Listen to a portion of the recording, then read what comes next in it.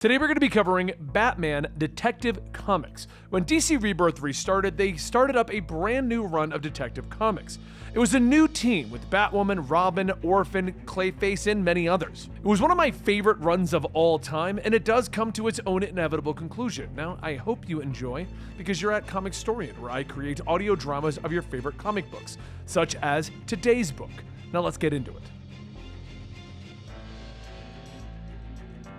2 days ago, Azrael was being chased around Gotham City by what appeared to be Batman. He tried to fight against him. He tried his hardest to show that you don't mess with Azrael, but he failed. The window crashed open as Batman himself arrived, and he quickly saw a drone watching him, and then he asked Azrael, "Who did this?" And with a terrified look in his eyes, he told Batman, "You did." Today, Batwoman is running across Gotham talking to her father on her communication device. Batwoman is an ex-soldier who took up the life of Batwoman when she decided that she could be more effective as a superhero than a soldier. Her father, though, is still within the military and on active duty within Gotham City. He helped train his daughter to become Batwoman, but he doesn't seem to agree with her mission anymore. He feels as though perhaps she should have stayed within the military, and she doesn't exactly agree as they end their conversation. Once she enters her house, she takes off her costume, and she finds Batman hiding out in there. He holds up a bat-shaped device and he asks for her help in solving a mystery. John Paul Valley was attacked and watched by this drone. The technology for this drone is at least 10 years beyond the highest grade military technology that we have. To make matters more confusing, Batman was able to hack into it long enough to find out that it was a part of a swarm of drones and they were watching multiple people. Batwoman asks him, "Why are you telling me this?" And Batman explains, "I want to take everyone in and retrain them, and I want your help in training the Bat family to ensure they are able to go at this alone." So she asks him, "Why are you asking me?" And he tells her, "Because we are family," and he removes the cowl. Bruce's mother was Martha Kane, and Batwoman's name is Kate Kane. Kate is his cousin, but Kate just smiles. "Damn it, Bruce, I've been waiting for you to admit that." "How?" he asks, but Kate just tells him, "Don't start underestimating her now." He then explains who the recruits are. Spoiler, aka Stephanie Brown, the daughter of the Clue Master who put on the costume when Clue Master was trying to take down the city. Red Robin, aka Tim Drake, is a brilliant tactical mind and will make a good lieutenant for the operation. Cassandra Cain is an engineered assassin now going by the name Orphan. And Clayface, someone who needs a redemption, and him not being watched makes him an asset. Batwoman agrees to help out, but she isn't about to play his game. Batman needs to explain to her everything that is going on and not hold anything back. Batman doesn't even know who he's up against. And as the drones watch his little team, the man in charge of it then asks, "Can your unit face off against an army, Batman?" The training begins quickly and fiercely with holographic situations presenting themselves, such as a city overrun by jokers. But it's sloppy and not perfect, and they aren't working together. They're used to fighting by themselves, and Clayface isn't even used to being a hero. Plus, they keep restricting his power so that he can learn how to actually fight. Red Robin actually made a device that would allow him to retain his form and limit him to that form. So, with everyone arguing and going off to fight on their own, he asks if he can take it and try to live a normal life. Red Robin tells him sure, and then he goes to talk to Batman to figure out what is going on. Why is this team off of the table while he investigates everything? What is he keeping them away from? Batman brings Tim to Azrael's base of operations to show him the badly beaten man, and his doctor, Leslie Tompkins, sees Tim and tells Batman that it's good news that after Azrael was nearly beaten to death, you got teenagers involved. Batman ignores the comment and tells her that he needs to speak with Azrael, but he can only get out a few words. "The colony is here." Batman and Tim go to the rooftop where Tim asks him, "What is the colony, Bruce?" And Batman tells him, "I'm not sure. So why did you even bring me into this then? What's with the new costume and the new mission? I was doing fine on my own." "Tim, regardless of you calling yourself Red Robin and keeping yourself at a distance, I've always considered you a Robin. I want you to know that Gotham is safer with you in it and you don't have to keep away." Tim thanks him, and then Bruce asks, "Is there anything else?" "No, Bruce, but there was, and he was supposed to tell him." Tim went back to Stephanie's apartment where Stephanie and Tim are all staying as Stephanie asked him if he told Batman. You see, Tim was accepted to Ivy University on a full grant, the Genius Grant. And he's been debating leaving the superhero life and getting his degree because he feels that he could be more helpful to the world in that fashion. And Stephanie agrees and wants to support him. Because ever since they started to get to know each other, they started dating. Meanwhile, Kate went to see her father as he was putting on a suit and he asked her, "How was Batman's boot camp?" She snapped at him asking if he was listening in on her communications, and he told her, "You shouldn't have accepted his offer." After an argument about where she puts her loyalties, Kate leaves the house telling him that she isn't even sure why she came. Everything is moving along fine until Batman is driving through the streets discussing with Alfred the possibility of a military connection when behind him he realizes that he isn't alone. He calls out for the brakes to be hit and then large vehicles speed past him. He then takes off down a side street and an EMP blast goes off, shutting down the supposedly shielded Batmobile, and it drives into a wall. He leaps out of the Batmobile and he turns around to see dozens of men in Bat-esque looking suits. One of them then speaks up. "There are 50 of us here. We have orders to take you in." Batman jumps on them. "You can try!" Batman gets beaten down badly while Batwoman and Tim are watching the recordings back at the base. They know that Batman has been captured. So Batwoman turns to Tim. Batman wouldn't want help. He would try to handle this privately. And if he did want help, he would only want the two of us to go do it. "What do you think?" Tim asks her. "I think I gotta make some calls," she says, smiling. The call goes out to the team and they all head off. And Colonel Kane, her father, also gets a call asking for help. And he's happy about that. The team all arrives at the base where Batwoman shows Batman getting beat down on the screen. And she explains that Batman didn't tell everyone something. Whoever this is was able to put together a team with the power enough to capture Batman. I'm here to tell you that they're all watching you, and that is why Batman put this together. So I brought in an expert to help with military operations. Then she introduces her father, Colonel Kane. He walks forward asking the important question: why would a military organization model themselves after Batman? Tim tells him, because he built a model worth replicating. "That's what I was thinking too," Colonel Kane tells him. "You have to assume they have a reason to stay hidden from him. Perhaps he is the inspiration, but they know that he wouldn't agree with their tactics. And they must be after something here in Gotham to remove him from the board." The question then comes up. Where is Orphan? Because she's currently being rounded up by the same unit and battling them on the rooftop. But not just any rooftop, the roof of this base. Tim is in shock. "They're here?" Then Colonel Kane tells him, "I have this." And he loads up a flash drive that shuts off the defensive perimeter. Batwoman's eyes go wide. "Dad, what are you doing?" And he tells her, "My duty." And the ceiling is broken and troops jump in. Everyone begins to get close together, and then another troop comes through the window with Orphan riding him down to the ground. Every soldier then shoots her with tranks until she falls. And the colonel then explains, "Years ago you came to me for help in becoming something like the Batman. What you didn't know is that I had my own mission here in Gotham, to shape a force that would mimic the Batman." The idea of Batman is a powerful one, but it was pointed in the wrong direction. This is the Batmen of the future, a unit built to fight things on a larger scale than crime in Gotham. He then steps forward and he places his hand on Kate's shoulder. "Join us. You called me here today because you needed my help, so join our cause." During this whole talk though, Red Robin was patching into the system to activate something, an escape protocol that is now activated. Clayface wraps the team up in a mud ball, and as it's closing, Batwoman says the words, "I trusted you, Dad," and the team drops through the floor. Meanwhile, Batman wakes up bound. He dislodges the tooth and he spits it on the ground, and the room fills with gas. He then stands before one of the men. "Where am I?" The man stammers, We just called the cave." He turns around to see where he is, and it's a recreation of a bat cave with a complete military training unit, weapons, and vehicles. Meanwhile, Tim leads everyone into his own secret base of operations beneath their other secret base of operations, where he patched into an old train tunnel system and created carts that could get them anywhere in Gotham within minutes. Back with Batman, he walks through the cave until he finds a computer system and he sees a global map. These Batman sleeper cells are all over the globe. A kid walks into the room and Batman throws him down to the ground, demanding to know everything that there is to know about the colony. And the kid wearing a Batman shirt tells him, "Okay, we're all fans of you here." He explains that he is the computer genius behind the colony's tech, and as he gets a selfie with Batman, he explains that his name is Ulysses. 0 Year changed everything. One man on his own accomplished what an entire military unit could not. Imagine if they dropped a Batman in the middle of a terrorist stronghold, or a dozen Batmen. He then shows Batman footage of the Batmen in action, kicking in doors and shooting up the enemies. He explains that everyone here is huge fans of him, and it's time to take this show to the next level. So Batman breaks his arm. "You're coming with me." "I don't think so, Batman." And then the Batmen throw him out of the office and into the hallways where more Batmen are waiting on him, and Colonel Kane walks over. "Hello, Bruce. Don't worry, their headsets have static so they can't hear us." "Uncle Jake, when did you figure out it was me? When did you decide to take my daughter from me?" "When I noticed you had more drones following her than any of us combined." "How about you join us?" "I don't work for anyone." "Figured. That's why I was preparing my daughter." "You don't understand, Batman. The League of Shadows is here in Gotham." "The League of Shadows is a myth created to frighten Ra's al Ghul's followers." "You're a fool, Batman. They are hiding their moves in the actions of others, and you brought my daughter into this to die by your side." Colonel Kane then puts a gun to Batman's head. "They'll all come to my side when they see the real war." But that's when Kate is standing near them, surprising everyone as to how she got here. And she asks him, "You want me to pick a side? How's this for an answer?" And the whole team charges in. The battle rages on with the entire Bat team versus an entire army of Batmen. Kate explains that they had transportation, and right now they are 30 miles outside of Gotham, so it's time to carve a path to the exit. And Clayface grows in size, and he creates 2 blades. I can do some carving.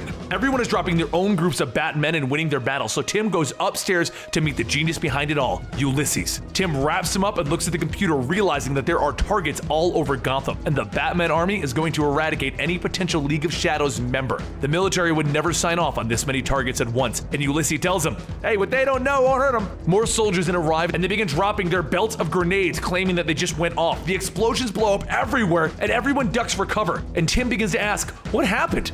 Only to see Spoiler there telling him, they really shouldn't let those grenades go off remotely. Everyone keeps battling until they realize that they need to get out of this base and save all of the people who are targeted. So Clayface makes a bridge leading to the surface, and they all make a break for it. Once they get to the top floor, they find that Orphan's already dropped everyone there, and she's smiling about it. Colonel Kane hovers up on a hovercraft telling them to stop, and Batman drops a smoke pellet, and the whole crew vanishes.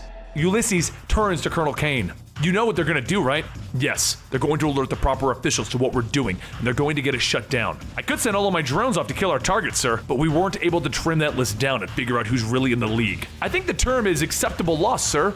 Do it. Batman and the crew get back, and they think that they've won. They celebrate. Steph and Tim go over when is he going to tell Batman that he's officially leaving this life, because he's come to his decision. He's gonna go to college. Meanwhile, Batman goes to see Kate and tell her that he's sorry, but she knows what they have to do. Yes, her father was there for her, but it's time to end this. So Batman calls out the president himself to inform him of a secret covert operations branch of this military. Tim sits down to have a look at the data from the cave's computers, and he sees something horrifying. The drones are moving on their targets. He calls the whole team back to the base to inform them that this isn't over yet. He tells everyone that it looks like the unit has decided a few hundred innocents aren't a problem if they hit their targets, and Batman tells them they are all innocent. No one dies tonight. They all run through the city telling and warning everyone to get away from the sites. League of Shadows or not, no one dies. Even that individual with blacked out eyes. But they realize that they can't save everyone. It's an impossible task to cover so many targets. So Red Robin comes up with a plan of his own. He'll hack the drones and retarget them to one target. One person, ending their mission when he dies or he beats the drones. Colonel Kane and Ulysses begin to freak out when they see what Red Robin has done, and regardless of what Ulysses tries, he can't change the target. The encryption is incredible, because tonight, all of those drones are going to murder Tim Drake. Spoiler calls up Batman shouting at him, Tim just programmed all of the drones to attack himself! And Batman's eyes go wide. Meanwhile, on the roof of the Wayne Tower, Tim walks to the edge of it, and he looks at all of the shiny lights coming for him. As they get closer, he tells them, let's dance. Back at the base of Batman, Argus arrives informing Colonel Kane that he's under arrest by the command of the Commander-in-Chief. And Ulysses informs Colonel Kane that Red Robin is actually winning. He's taking out each and every one of those drones. The Batman have moved their floating airship in an attempt to escape, but Kate won't let her father get away as she arrives on it and jumps out of it, holding him, bringing him down to our rooftop. You shouldn't have done that, Kate. And she sucker punches him before calling up Batman and telling him that she has Colonel Kane in custody. But she warns Batman, this is about to get worse. There's a second wave of drones. Batman tells her that he called up Nightwing to try and get Midnight's help with the door teleportation technology, but it might be too late. Meanwhile, back with Tim, he lays on the roof out of breath, and Batman calls him up. Tim, get off of that tower. Just need to catch my breath. Are the people safe? They will be. Good. Hate to think I broke all these ribs for nothing. I think I got shot in my leg. The shock's wearing off. Tim, what's that? I think I hear. Tim looks up and he sees the second wave, and he sees double the amount of drones coming at him again. He knows what this means. Through his heavy breathing, he calls up Batman again. Bruce, don't say it! Tell them I'm sorry. Tell them how much they all meant to me. Dick, Jason, Damian, Alfred, all of them. Thank you for everything, Bruce. Robin out. Tim! He then calls up Stephanie. Steph, can you hear me? I'm almost there, Tim, I'm almost. Listen, Steph, these last few months have been incredible. You've helped me discover what I wanted to do with my life, the kind of man that I could be. I wish I could be there for you. Steph hits top speed on her motorcycle and she begins to race through the streets, hoping beyond hope that she can make it. Tim, don't hang up, stay with me. I love you, Steph. Goodbye. He then stands up, bracing himself with his staff, and he looks at the drones. And then, he's riddled with missiles and bullets. They report that the target is eliminated, and the mission is over. And everyone heard it on their comms. The world has lost another Robin. Batman falls to his knees, grasping Tim's staff with his blood all over it, as there were so many explosions that it appears to be the only thing left. And as Batwoman lands, he demands to know where Colonel Kane is. Later that night, Stephanie returned home to see Batman there waiting for her. With a sad look in her eyes, he asks if she's okay. He wanted to make sure. He wanted her to know that Tim died saving hundreds of lives. He put the world before himself. The greatest heroes always do, and he'll be remembered for that. He chose this life, Stephanie. We all did. We all knew what the cost may be. She walked over to a table, and she grabbed a letter. You don't understand, and she handed him that letter. As Batman began to read Tim's acceptance letter to college, his hands began to tremble, and he dropped it to the ground, realizing that Tim intended to leave this life. He then held Stephanie as she poured her eyes out. Elsewhere, in a pitch-black room, a crack of lightning goes off and Tim Drake finds himself on his knees, prepared to die. And then he looks up. Hello? This isn't the colony. Where am I? A man in a hood, holding a staff, walks in. The same man who orchestrated the Doomsday incident for Superman. Mr. Oz. The man behind everything. Mr. Drake, what a pleasure it is to have you join us. I don't understand. I remember the missiles hitting me. Am I dead? To those that loved you, yes, you are. Tell me where I am! You were connecting threads that could not be connected. You're so loved, so deeply intertwined that it became crucial that we take you off the field. That's where you are. Off the field. Mr. Oz then begins to walk out of the room as Tim shouts, My friends will come!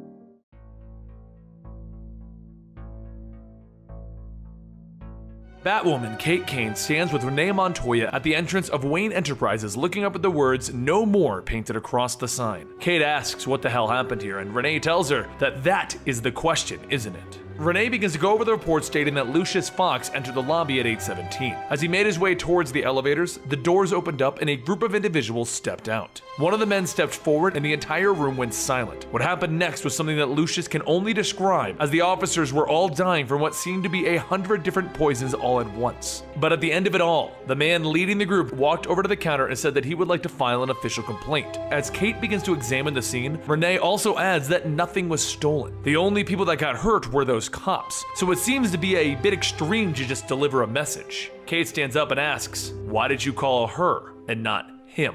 Referring to her being Batwoman and not calling Batman. Renee says the symbol is in her color, so it seems like it was more directed towards her. Or maybe she ended their conversation the other night too quick and she's been regretting it. Kate turns away stating that she's going to need to get this information to Batman, but they will get to the bottom of this. Renee stops Kate, telling her that something happened, didn't it? You're not usually this cold, so can you at least tell me what's wrong? Without looking back, Kate tells her that no, she can't. Because what's going on is the Bat family is still dealing with the loss of Tim Drake. A little while later, Kate reports back to Bruce with her findings of the Wayne building. But as they are now inside of the base, Bruce asks where is everyone at. Kate says that Orphan and Clayface are in the mudroom training. She called Spoiler for backup, but Spoiler didn't respond. Bruce says that Stephanie just needs time, but Kate tells him that she's been distracted, and she's not sure she can be a soldier after what she's lost, what they've all lost. Bruce turns back to the computer asking, did you really need to remind me of that? Do you really think I'll ever forget? Meanwhile, over at Tompkins Free Clinic, Spoiler, aka Stephanie, talks with Harper Row about how if it wasn't for them, most of the people here wouldn't even be in this clinic. So, are they really doing anything good? These are the victims of the acts of Batman. Harper tells her that there would probably be a lot more people here if not for the Bat family. But if she's looking for something to justify why she's wearing that costume, Harper Row really isn't the best choice to give her an answer. Her Bluebird costume is locked away in her closet. Plus, with that, she is also less likely to end up in one of these beds. Stephanie begins to cry and Harper hugs her, telling her that she didn't mean it like that. And after a while, Jean-Paul walks over asking Harper if her friend is there to help pass out food. Stephanie says she's sorry, but she can't, and Harper says that after she walks her out, she'll help. Stephanie then sees something out the window as lightning strikes. She stops, and Harper asks if there's anything wrong, and Stephanie says it's nothing. A short while later, Bruce and Kate pull up to the policeman's ball, but before getting out of the limo, Kate mentions that she's a little worried about the team. They all need help. Everyone on the team has experienced a real traumatic loss, and Stephanie isn't even responding to the calls anymore. Her suggestion is that they need someone to talk to receive psychiatric help. As the two get out of the limo, Kate also mentions that with all of the tech in the Belfry half finished, they'll need to recruit someone capable of operating and maintaining the base. Tim Drake's the one who did that. Bruce says that he agrees, and that's the only reason that they're here tonight. All of the cameras and reporters flock over to a car floating to the ground, all calling out for Luke Fox. As Luke steps out of his car, Kate tells Bruce that he's gotta be joking. Everyone heads back inside, and Bruce tells Luke that they need to talk. Luke asks if they need to talk to him or the shiny suit. And Bruce tells him both. But before they can, Kate pulls Bruce aside and tells him that this guy may be smart, but he was a celebrity before he became a superhero. What has he really faced that would have her trust him? Bruce tries to tell her that Batwing has done some great work, and then an explosion goes off. From the rubble, the group of people who attacked Wayne Enterprises steps out, and the man leading them says he has a message for Batman. He destroyed all of their lives. They are the victim syndicate, and they are here to return the favor. Crowds of people begin running, and Batman tells Kate and Luke that they need to suit up. Across the room, Renee runs in with her guns drawn, telling the man in red that he needs to put his hands into the air before somebody gets hurt. The man tells her not to worry. I'm not here for you, not today at least. The sound of smoke grenades begin to go off, and the man says, there he is! Don't be shy, Batman! We've only come to talk! As Kate, Stephanie, and Cass all get back into position, one of the women in the group mentions that they are all here as he suspected. The man in red then calls out to Batman, asking for him to come and say hello. From the smoke, Batman walks out and says hello, and he punches him. However, the punch is stopped by a force field, and the man says that he has spent years making a suit designed to finally keep him safe, but he had better tell everyone else to pull back. Batman gives the order and then asks,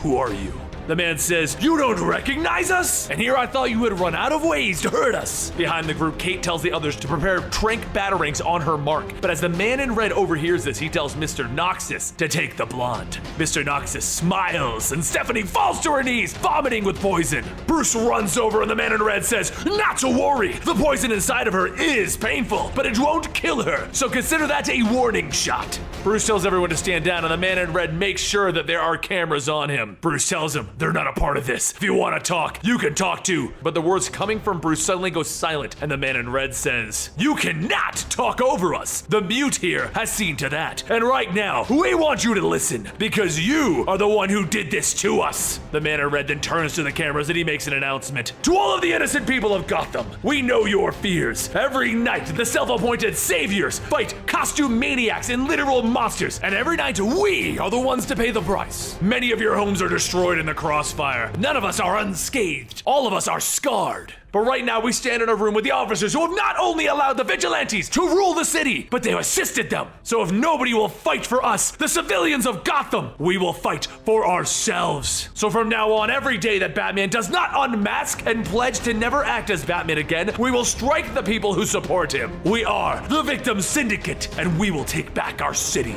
The man then turns back to Bruce and he asks him, so what do you say? I will even allow you to talk. Bruce tells him, I had Batwing cut the feed to that broadcast before it even went out, and he found the exact frequency to your bioelectric shield. And then he charges forward, punching him. Just then, the fighting breaks out as Cass jumps in, kicking Mr. Noxus, and Kate kicks the mute before he can silence Cass. Outside, Clayface and Harper help Stephanie out, and then a deformed woman calls out, Basil. Clayface tells Harper to go on ahead, and the woman tells Clayface, I want to see the real you. Show me the real monster that destroyed my life. Clayface begins to change, and he calls out to the woman stating, Glory.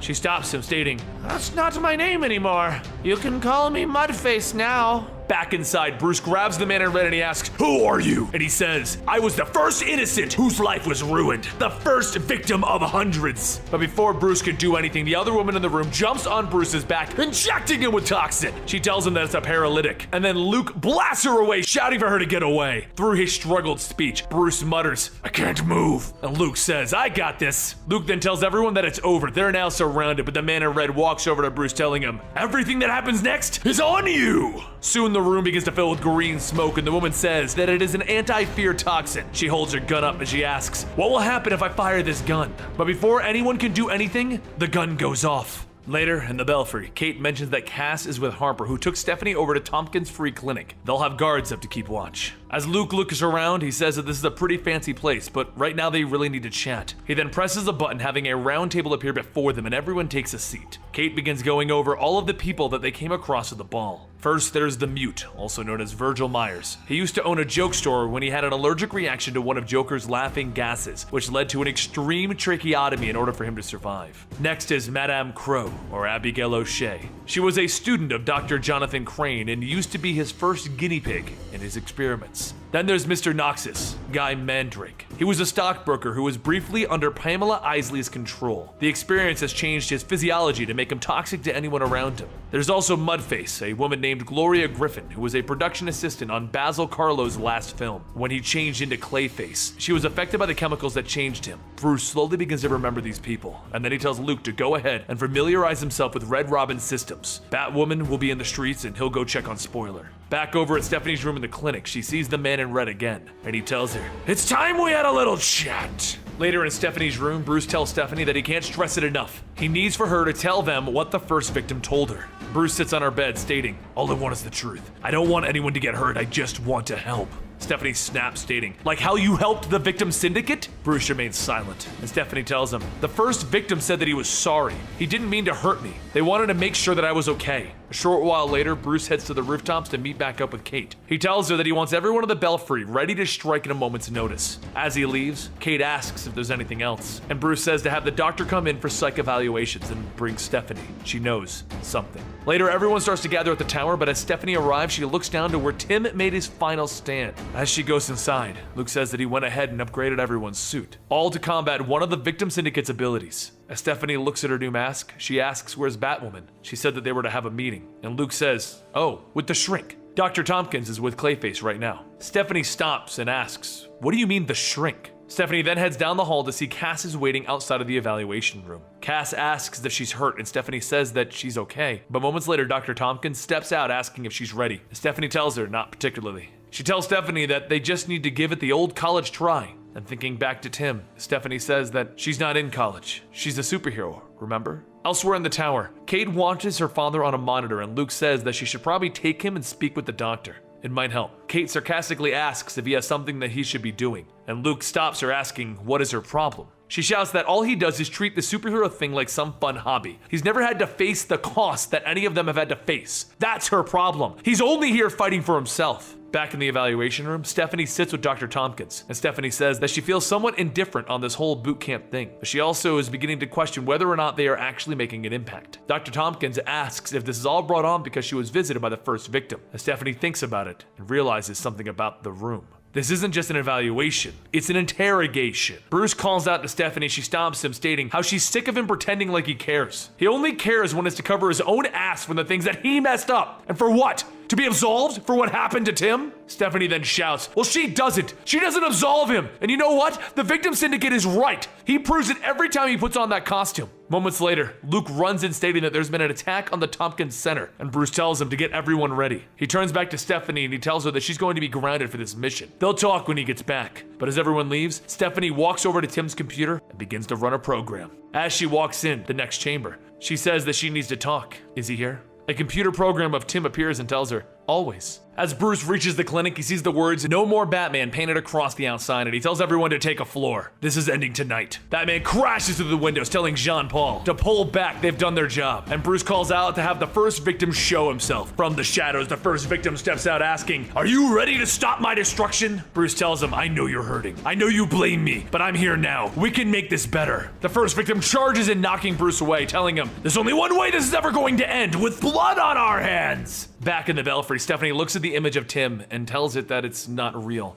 The image says, "I know." And then Stephanie asks, "Do you know what you are?" The image says that he is a limited response program built from conversations with his creator, Red Robin. He also knows that she is Stephanie Brown, the only other person who had access to this program aside from his creator. Stephanie turns away stating, "This was a bad idea." And the image tells her that he was built to listen and adapt. If they talk, he may be able to learn. Stephanie stops and begins to state that this is all wrong. The first victim came to see her to see if she was okay after the poison, but then they wanted to know why she fought with Batman. No grand scheme or plot, just why fight? At first, Batman made her want to do more. It felt good, but the violence never stops. They all never get to slow down long enough to ask themselves if what they're doing is actually helping. Stephanie then turns back to the image and asks, "Do you understand?" And it tells her no. She begins to cry, stating how this isn't the world that she wanted, and the image asks, "What is it that you want then?" While Clayface, Kate, Cass, and Luke all fight their battles, each with a member of the Syndicate, Bruce continues battling it out with the first victim. As the fight goes on, the first victim shouts for Bruce to stop playing with him. Fight back! Bruce then asks, who are you really?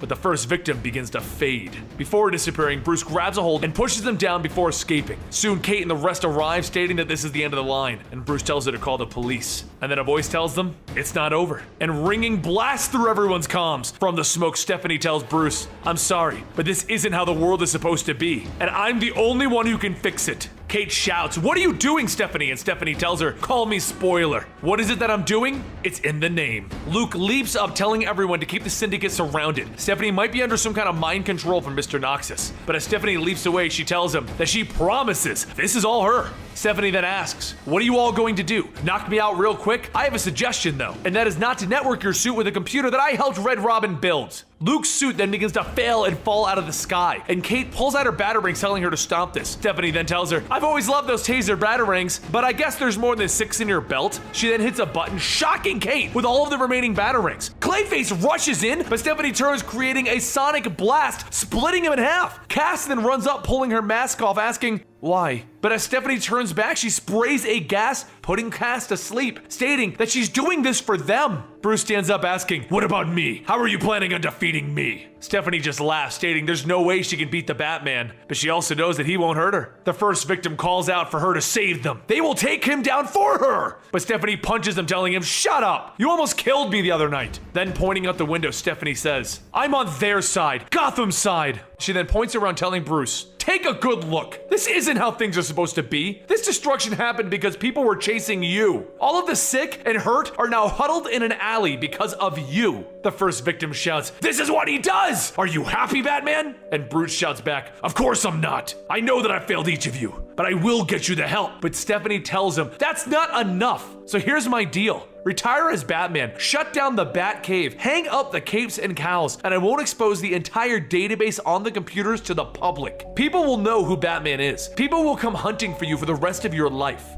Bruce tells her, I can't. This isn't the world that we live in. We can't just stop doing what we're doing. But Stephanie tells him, it should be. Why don't we just try? Luke reaches out, telling her, I wish I trusted the world like you, but we're all human, and they're messy. Growing up, there was a teenager who looked like me who got shot because he looked suspicious. So I became angry enough to make me want to do something about it. And every time I saw the bat signal in the sky, it gave me hope that I could. Clayface tells Stephanie, you know what I was. Doing this gives me a chance to make up for it and do more. I was a monster, but I don't want to be that anymore. Stephanie shouts, all of this isn't enough. And Bruce tells her, no, it's not, but it's what we can do. So please, don't do this. From behind the group, Kate throws a batarang, breaking the phone, and everyone tells her to stop this now. As the police arrive, Stephanie asks if he's going to stop this, and Bruce says that he can't. Before jumping out the window, she tells him that until he turns himself in, she will be there standing in his way the entire time. Before getting on her bike, Stephanie looks back with tears in her eyes, and Bruce watches as she drives off. A few days later, Bruce and Kate sit watching the first victim in his cell. Kate mentions that there are no records whatsoever on this guy. No name, no fingerprints, no DNA that matches anything. The orderlies let him keep the mask because looking underneath it, well, there's a reason it's there. So as the two continue to talk, Bruce mentions that with everything that's happened and those that he's lost, they may have something real special here. Tim saw the big picture better than Batman ever could. He would like to sit down and go over it with her. Kate says that they should bring Luke into that as well. She appreciated what he said earlier, but that's all she's going to say in that subject. As the two leave, Bruce says that there's one more thing. He would like her to speak with her father. It's something that she needs to do. He just lost 2 people that he cared about and he doesn't want to lose another. And Kate tells him that she'll try. Elsewhere, in a very far off place, an image of Tim and Stephanie brightens the darkened room as Tim works on putting together a new suit. You see, while the world thinks that Tim is dead, he's actually been kidnapped and placed in a location that we have no idea about. Once his preparations are set, Tim throws a smoke grenade out and he tries to reach everyone over his comms. He calls out, everyone, this is Tim, I'm still alive! But as he stops, he begins to see someone. Tim falls to his knees stating, I don't understand! Meanwhile, Mr. Oz watches Tim, telling him that he'll understand soon enough as they all look on the blue individual in front of Tim.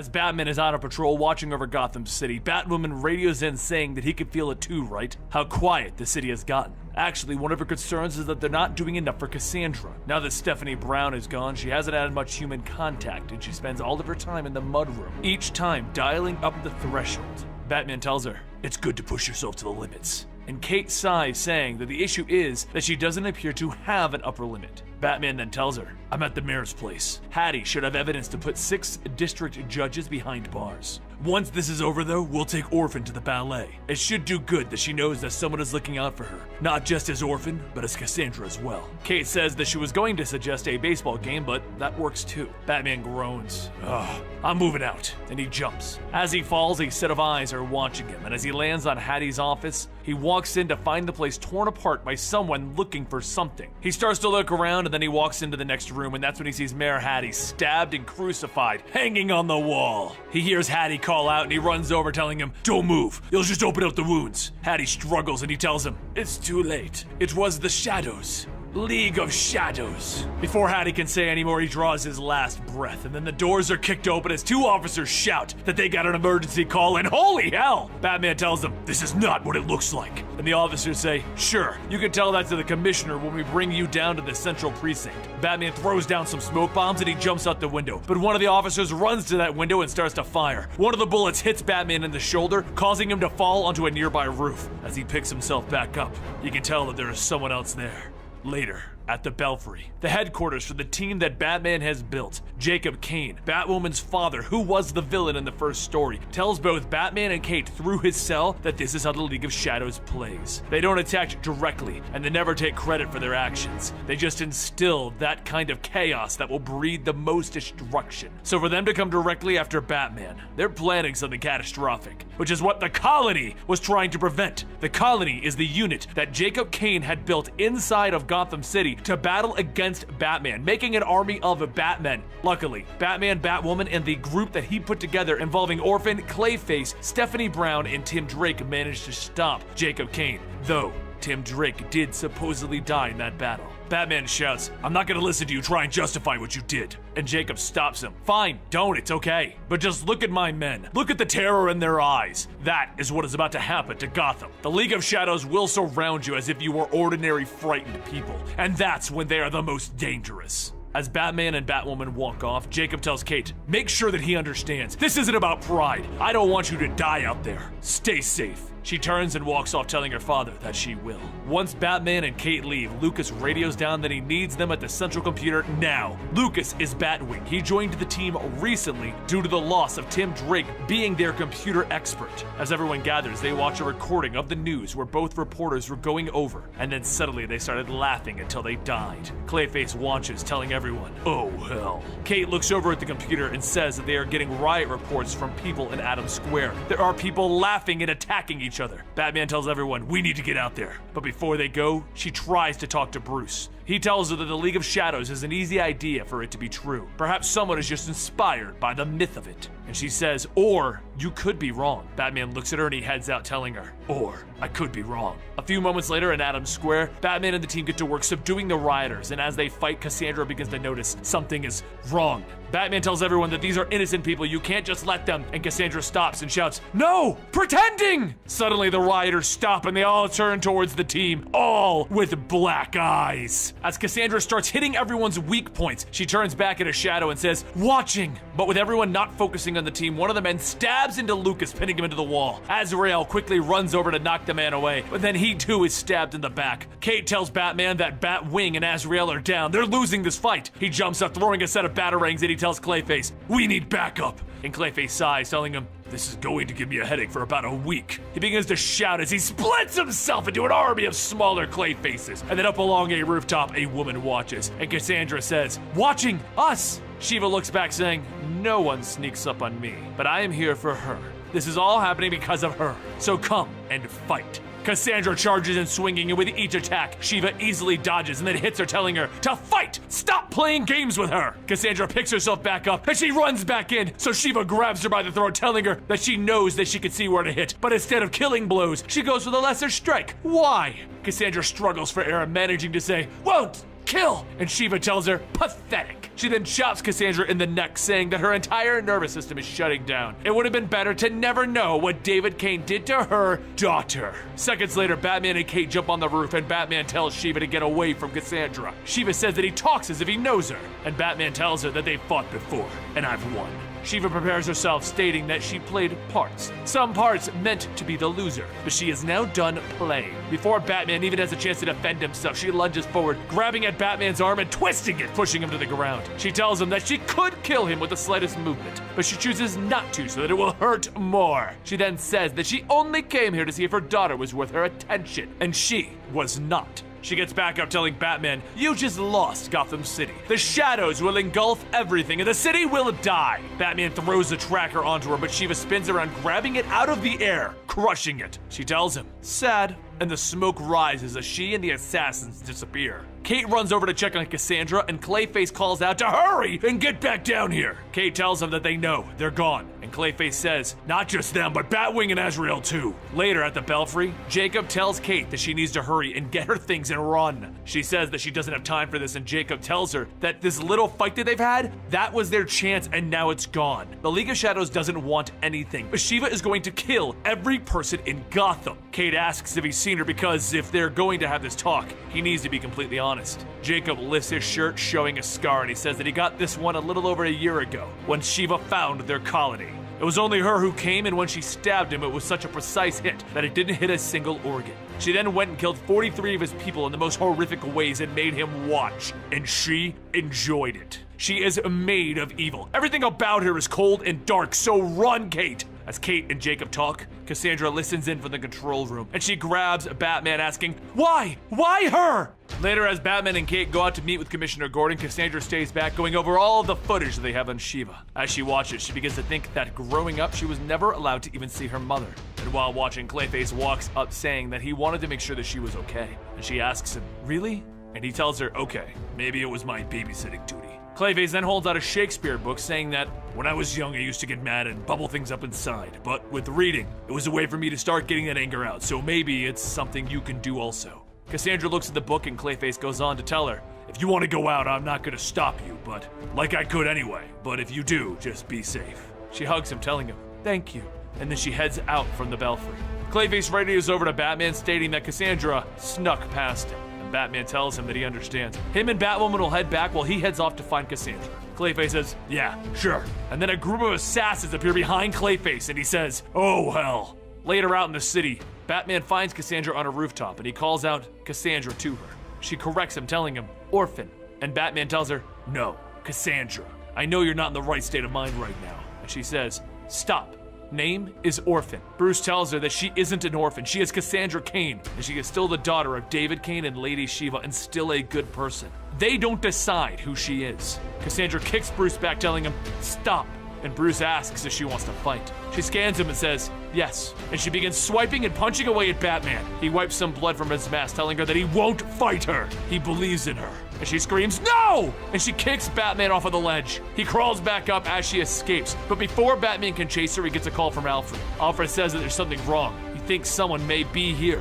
And then there's a sudden crash over the radio. Back over at the Belfry, Kate comes back to find Clayface in pieces on the floor. She goes to check on him, and she feels something slam into the back of her head. Down below in the cells, Jacob sits and sees Kate's body thrown in front of him. One of the assassins tells Jacob that Shiva said he was to watch. Kate starts to wake up asking what's going on, and then the assassin slams the katana down into her stomach. Also, during this time back in the city, Cassandra lands in the middle of a crowd shouting for Shiva. A few moments later, Shiva leaps down asking, "What do you want?" And Cassandra pulls back her mask asking, "Why? Abandoned me?" Shiva laughs, saying, "He really did it, didn't he? It's like the verbal language is something forced and unnatural for you. Reading movements was the first language that David taught you. You can see death, right?" Cassandra tells her, "Yes." And Shiva says that she can too, but it only matters if she chooses to wield it. She stands back readying herself, telling Cassandra to fight like she knows she can. Fight to kill! And she will give her the answer that she wants. Back at the Batcave, Batman speeds in shouting for Alfred! And as he looks at the monitors, he sees on the monitors the footsteps from the entire team being defeated. Clayface was being taken down by assassins, Kate being stabbed, and now Cassandra left in the streets as everyone surrounds her and beats her. And a voice tells Bruce, "Welcome home." And Bruce turns around to ask, "Who?" And Ra's al Ghul tells him, "Who else but me?" Bruce charges at Roz, shouting, "Where are they?" And Roz tells Ubu to calm him. The man Ubu with Roz reaches over and grabs Batman, throwing him away. Ubu walks over to hit him, and as he does, Batman grabs his arm and brings his elbow down, snapping Ubu's arm. Batman then tells the computer to activate the cage, and suddenly an electric field shoots up around Roz. Roz laughs, saying that it appears you've mistaken my intent by coming here. Batman pauses for a moment and then says, "You're not working with them. If you were, you would have drawn me out in the heart of the plan." Roz tells him, "That's rather obvious. There was a larger mystery at play here."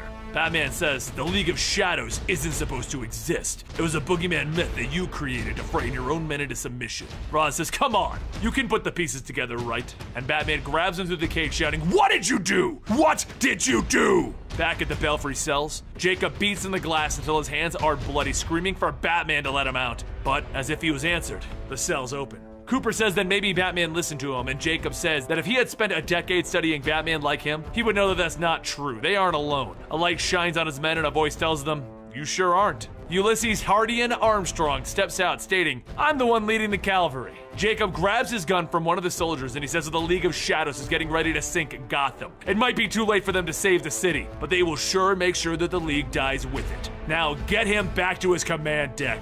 Meanwhile, back at the Batcave, Roz taunts Bruce, telling him, "Just so you know, I could leave this cell, but I'm choosing not to." Batman shouts, asking, "How did all of this happen?" And Roz smiles, telling him, "You've gotten so close to the real secrets. You caught a glimpse of the world as I see it. I created the League of Assassins so I could be in favor with the powerful and wealthy. However, I did need to rule them from the shadows. There have been 3 times where you stepped into those shadows and you learned of the League of Shadows. And each time to stop you, we had to use magic and trickery to make you forget. The woman who led them, Shiva, played her role well and gave the assassins purpose and drive. However, she turned them against me, and she started using them for her own plans of destruction." Batman stares at Roz and he says, "You don't know how to beat her, do you?"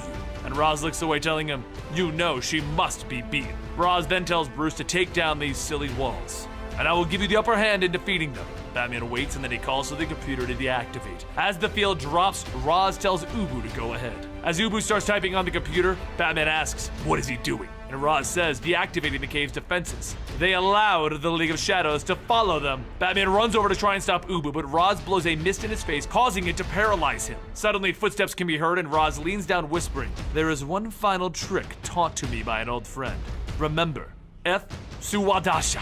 Batman's eyes widen and Roz tells Batman, "End this." Within seconds, the entire room is filled with assassins and Shiva walks through the crowd to the front. Roz bows and then he picks up Batman, saying, "Here he is, and as per the terms of our agreement, a full ceasefire between our people shall be made to allow you to burn Gotham to the ground. I trust that our business is now complete." And Shiva says, "For now." And she snaps her fingers. The smoke fills the entire room, and as it fades, Shiva, the assassins, and Batman are all gone. And down in the sewers, Cassandra tears through a group of shadow assassins. Meanwhile, in another part of the sewers, Kate slowly begins to wake up and struggle with the chains that are wrapped around her. Lucas tells her not to move too much. She is still bleeding, and they are strapped under the largest thermonuclear device outside of what he's seen in a textbook. The good news is that she's got company. The problem that they face now is that they are on the fault line, and within 24 hours, the center of the city is going to erupt from below, and everything will collapse. Kate asks, "What about Clayface?" And Lucas motions over to the hanging canisters and says that he's spread out across those. She then asks why are they alone, and Lucas says that they aren't. Just focus on the shadows in front of them.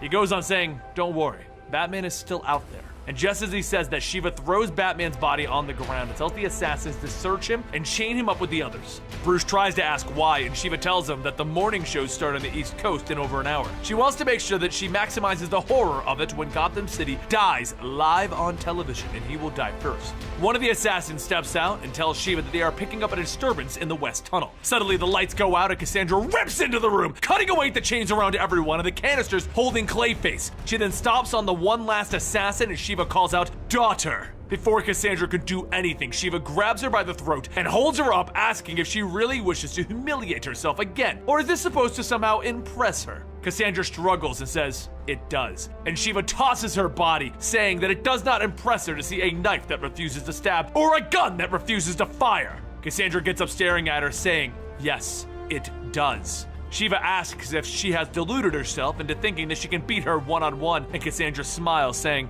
"No, not alone." Shiva points, telling her that she will always be alone. and Batman's boot kicks into the back of her, telling her, no, she won't. And with everyone rallying behind her, Cassandra says, Shiva, stop, now. Shiva pulls out her katana shouting, I have done so many evil things, and I will continue to do more, but that is not why I am here, and Shiva will never yield. Shiva quickly runs in and kicks Kate where she was stabbed, and Batman tells Clayface to get Kate out of here. As Shiva moves into the next person, she kicks Azrael, saying, my daughter lacks perspective. When one finds a cancer, you don't beat it into submission, you cut it out before it kills you. As she swings down on Batman, Cassandra jumps in the path, blocking it, telling her, no. After being pushed away, Shiva says, it's time to end this, and she pulls out a device pressing a button. An announcement plays off stating, activated, 5 minutes to detonation. And Shiva asks, what now, Batman? Batman calls out to Lucas, telling him that he needs him to do the impossible. And Lucas tells him, yeah, I figured. While Lucas and Azrael try to defuse the bomb, Cassandra goes back to swinging at Shiva, and she tells her, you are nothing more than a broken weapon. And Cassandra shouts, I am more. I could see death. I choose life. She then punches Shiva, going on, telling her,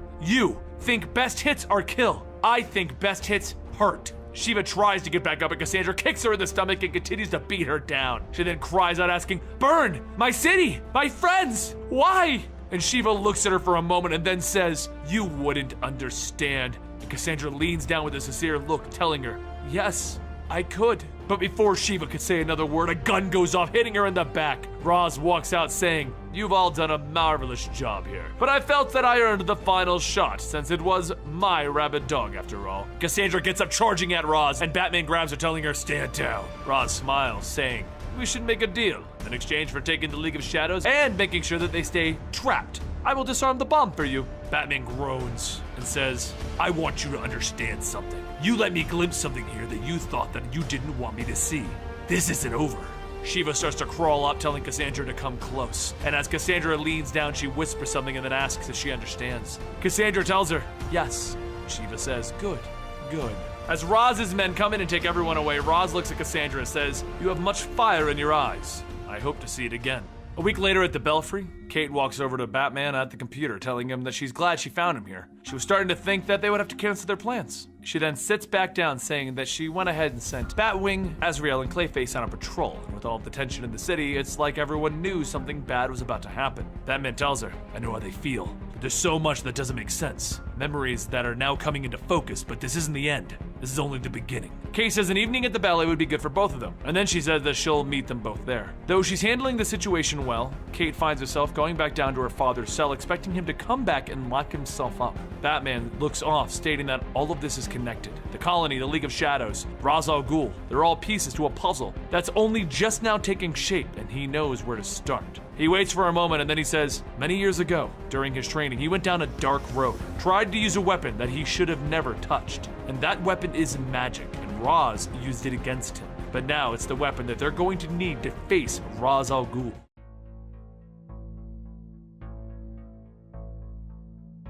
A long time ago, Dick Grayson was given a set of photos revealing that someone knew who he was. Dick asked the young boy what's going on, and the boy said that they both know things haven't been right since Jason's death. Bruce Wayne needs to remember who he used to be. He needs a Robin. Dick then asks the boy who he is, and in current times, a voice says, Tim Jackson Drake. Why go to them after all of these years? Tim responds, telling Mr. Oz that Batman was out of control. Losing fights that he could have won in his sleep, he was hurting people. There has always been a darkness in Batman, something almost corrosive. But without Jason, without a Robin, that darkness was consuming him. I went to Dick because he may have been impressed with my knowledge. I was hoping to convince him to wear the Robin costume once more, but he obviously didn't listen, did he? Dick had decided that he would help Bruce as Nightwing, but that didn't fix what Bruce really needed. Oz asks, if that was the case, why did the responsibility fall to you to become Robin? Why did it have to be you? Tim says it was because he was the one who saw what needed to happen when no one else did. He knew who they were. How couldn't he act? How could he not become Robin? Oz then asks, if that's the case, why did you choose to leave it all behind? Tim goes on telling him that he had to help Batman build some kind of supportive system, one to fight crime in a way that he never had before, one that wouldn't need him there. Everyone thinks that Batman is this solitary hero, but the truth is, he's never truly been alone since Robin. Now, with this system that he built, Batman will never run short of help. An image appears on the screen of the Bat family fighting villains, and Oz says, "Ah, yes. Your friends?" And Tim tells him, "See? It works without me even being there to do anything." The image changes to Batman as he works at the computer, and Oz tells him that ever since he learned that Tim Drake was alive, he's been searching. He hasn't slept in 5 nights. His search consumes him. Oz then says, "My question was never fully answered. Why was it that the costume was hung up?" Tim pauses for a moment, and then he says, "It's because I could never become Batman. I've known that from the beginning. I never wanted to go down that route." And Oz tells him, "That's right. It's because you fear it. That's why such intricate systems are made, to manage it from afar." And Tim shouts, "That's enough. The system will hold. The fact that it's held this long..." And Oz finishes the sentence telling him, "It's meaningless." Tim then says, "I'm done being interrogated." And Oz tells him, "You could have not said a word and stood there, silently." But Tim starts smiling, telling him, "No, you misunderstand. I was allowing myself to be interrogated, and now I'm done." It uses less brain power to tell the truth, and because of that, I've been multitasking.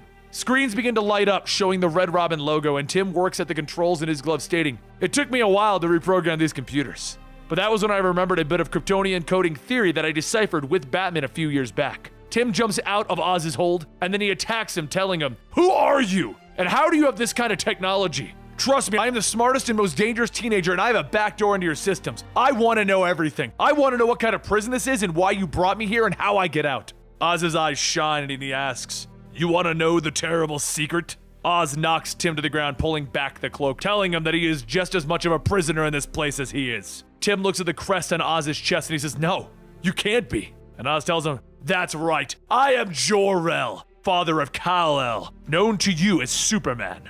He goes on telling Tim, "I see a lot of myself in you. Though, you may not understand it, I was trying to save you. This need in your heart to save them, this is what turned his eye towards you.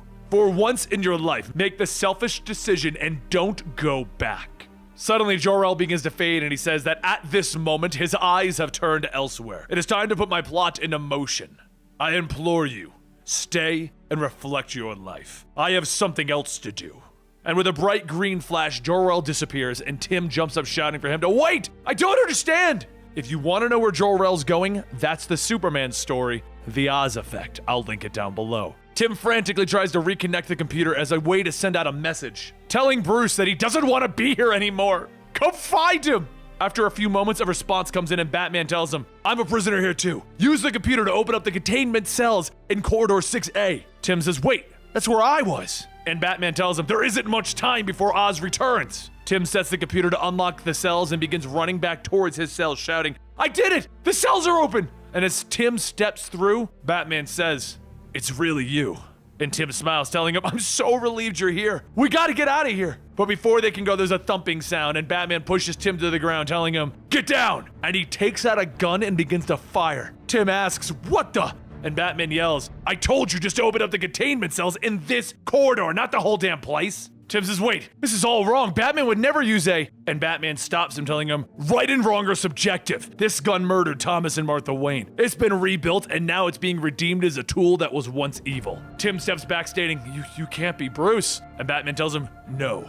He pulls back the cowl, and the man inside is the Timothy Drake of tomorrow. "Now get behind me. We're not the only prisoners here." Suddenly, there's a rumble from the wall as Doomsday breaks through, charging right at the two Tims. Tim quickly jumps into action, and Doomsday easily knocks him to the ground. Timothy, the older Batman version, loads up a green cartridge and begins to fire on Doomsday until he's actually stopped moving. Timothy helps Tim up, stating, "That's only a synthetic kryptonite. It won't keep him down forever. If you want to live, we gotta leave now." As the two leave, Tim asks, "When did you figure out how to break Doomsday's skin?"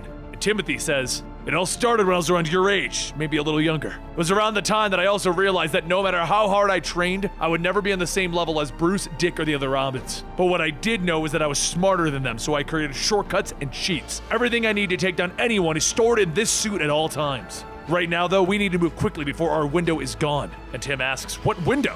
Timothy explains, I've been trapped in this place for the equivalent of a year. Obviously, we are outside of the confines of hyperspace since we're both here at the same time. The Titans in my time used a modified boom tube teleport system that I built into the suit's computer, so if we get the right frequency that Oz just used to leave, we might be able to mimic it. Tim stops him. Whoa, wait, this is a lot to process. Is a future me, you're Batman, you're angry and you're using a gun? Timothy tells him, no, you've already processed it. You just don't like what you've processed. Tim tells him, you don't know what I'm thinking.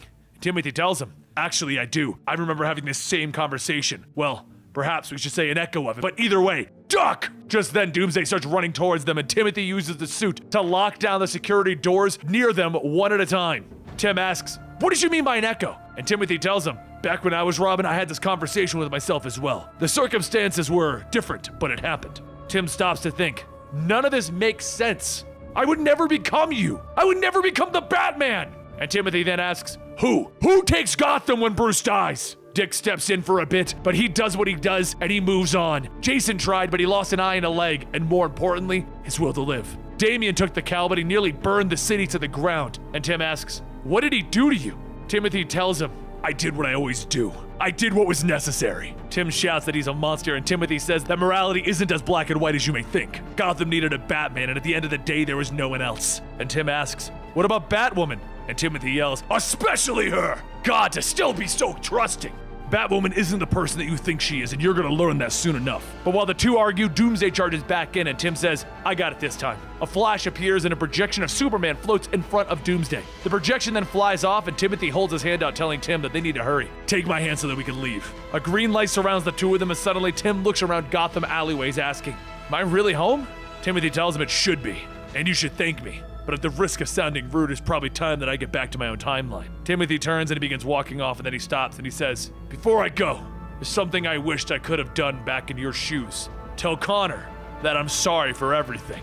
Tim stands and he asks, who's Connor? Timothy doesn't answer. He quickly begins to access the timeline to see the current Bat family, and he begins to talk to himself. Tim yells, what are you going on about? And Timothy quickly spins back, slashing Tim's arm with a batarang. Timothy then rips his glove, seeing the same scar on him, and he says that this means he can be free. Oh, thank God I can be free. Before Tim has a chance to ask what that even means, Timothy releases a paralytic shock, stunning Tim, and he tells him, I'm sorry, but I can't leave yet. I can free you from becoming what I am now by starting with the person responsible for setting my life in this path. I must stop the person responsible for the fall of the Batmen. I must kill Batwoman. Meanwhile, back at the Batcave, Batman is going over the footage of Tim, telling the computer to play it over and over again, trying to figure out where he is. Alfred comes back down telling Batman that he needs to sleep even for just a few hours. If not, he will use some of Dr. Crane's neurotic gases on him. Batman says that he's already lost too much time. The answers are not coming in fast enough. He takes his coffee and he replays the events leading up until now when there's suddenly a ping at the computer. He continues to self-loathe when Alfred says that it is a distress call coming from Master Tim's costume. It's here in Gotham. Without saying a word, Batman races out of the cave and onto the streets where the beacon is coming from, and when he arrives in the alleyway, he finds Tim's costume, but no Tim. He looks around to see a hospital, and as he runs in, the doctors are already attempting to revive Tim. He storms into the examination room as Bruce Wayne, telling the doctors to get out. He is the boy's legal guardian. Also, he owns the hospital. You all need to get out right now. He hurries over to hug Tim, and weakly, Tim tells him, you have to go. I didn't come back alone, and where's Kate? Later at the Belfry, the base of everyone in the Batman team in the Detective Comics, Batwoman comes in to hear everyone talking and asks Luke what's going on. Luke says that she's just gonna have to see for herself, and then she sees Tim. Wasting no time, Batman tells everyone to take a seat, and Tim says that he's going to need everyone to take this for face value. They don't have time to deal with the implausibility of it, but there's a very dangerous future version of himself in Gotham. In his time, he was forced to take up the mantle of Batman, and he is not happy about that. He believes that he can prevent it from happening here in the present by killing the person who put it all in motion. He's here to kill Batwoman.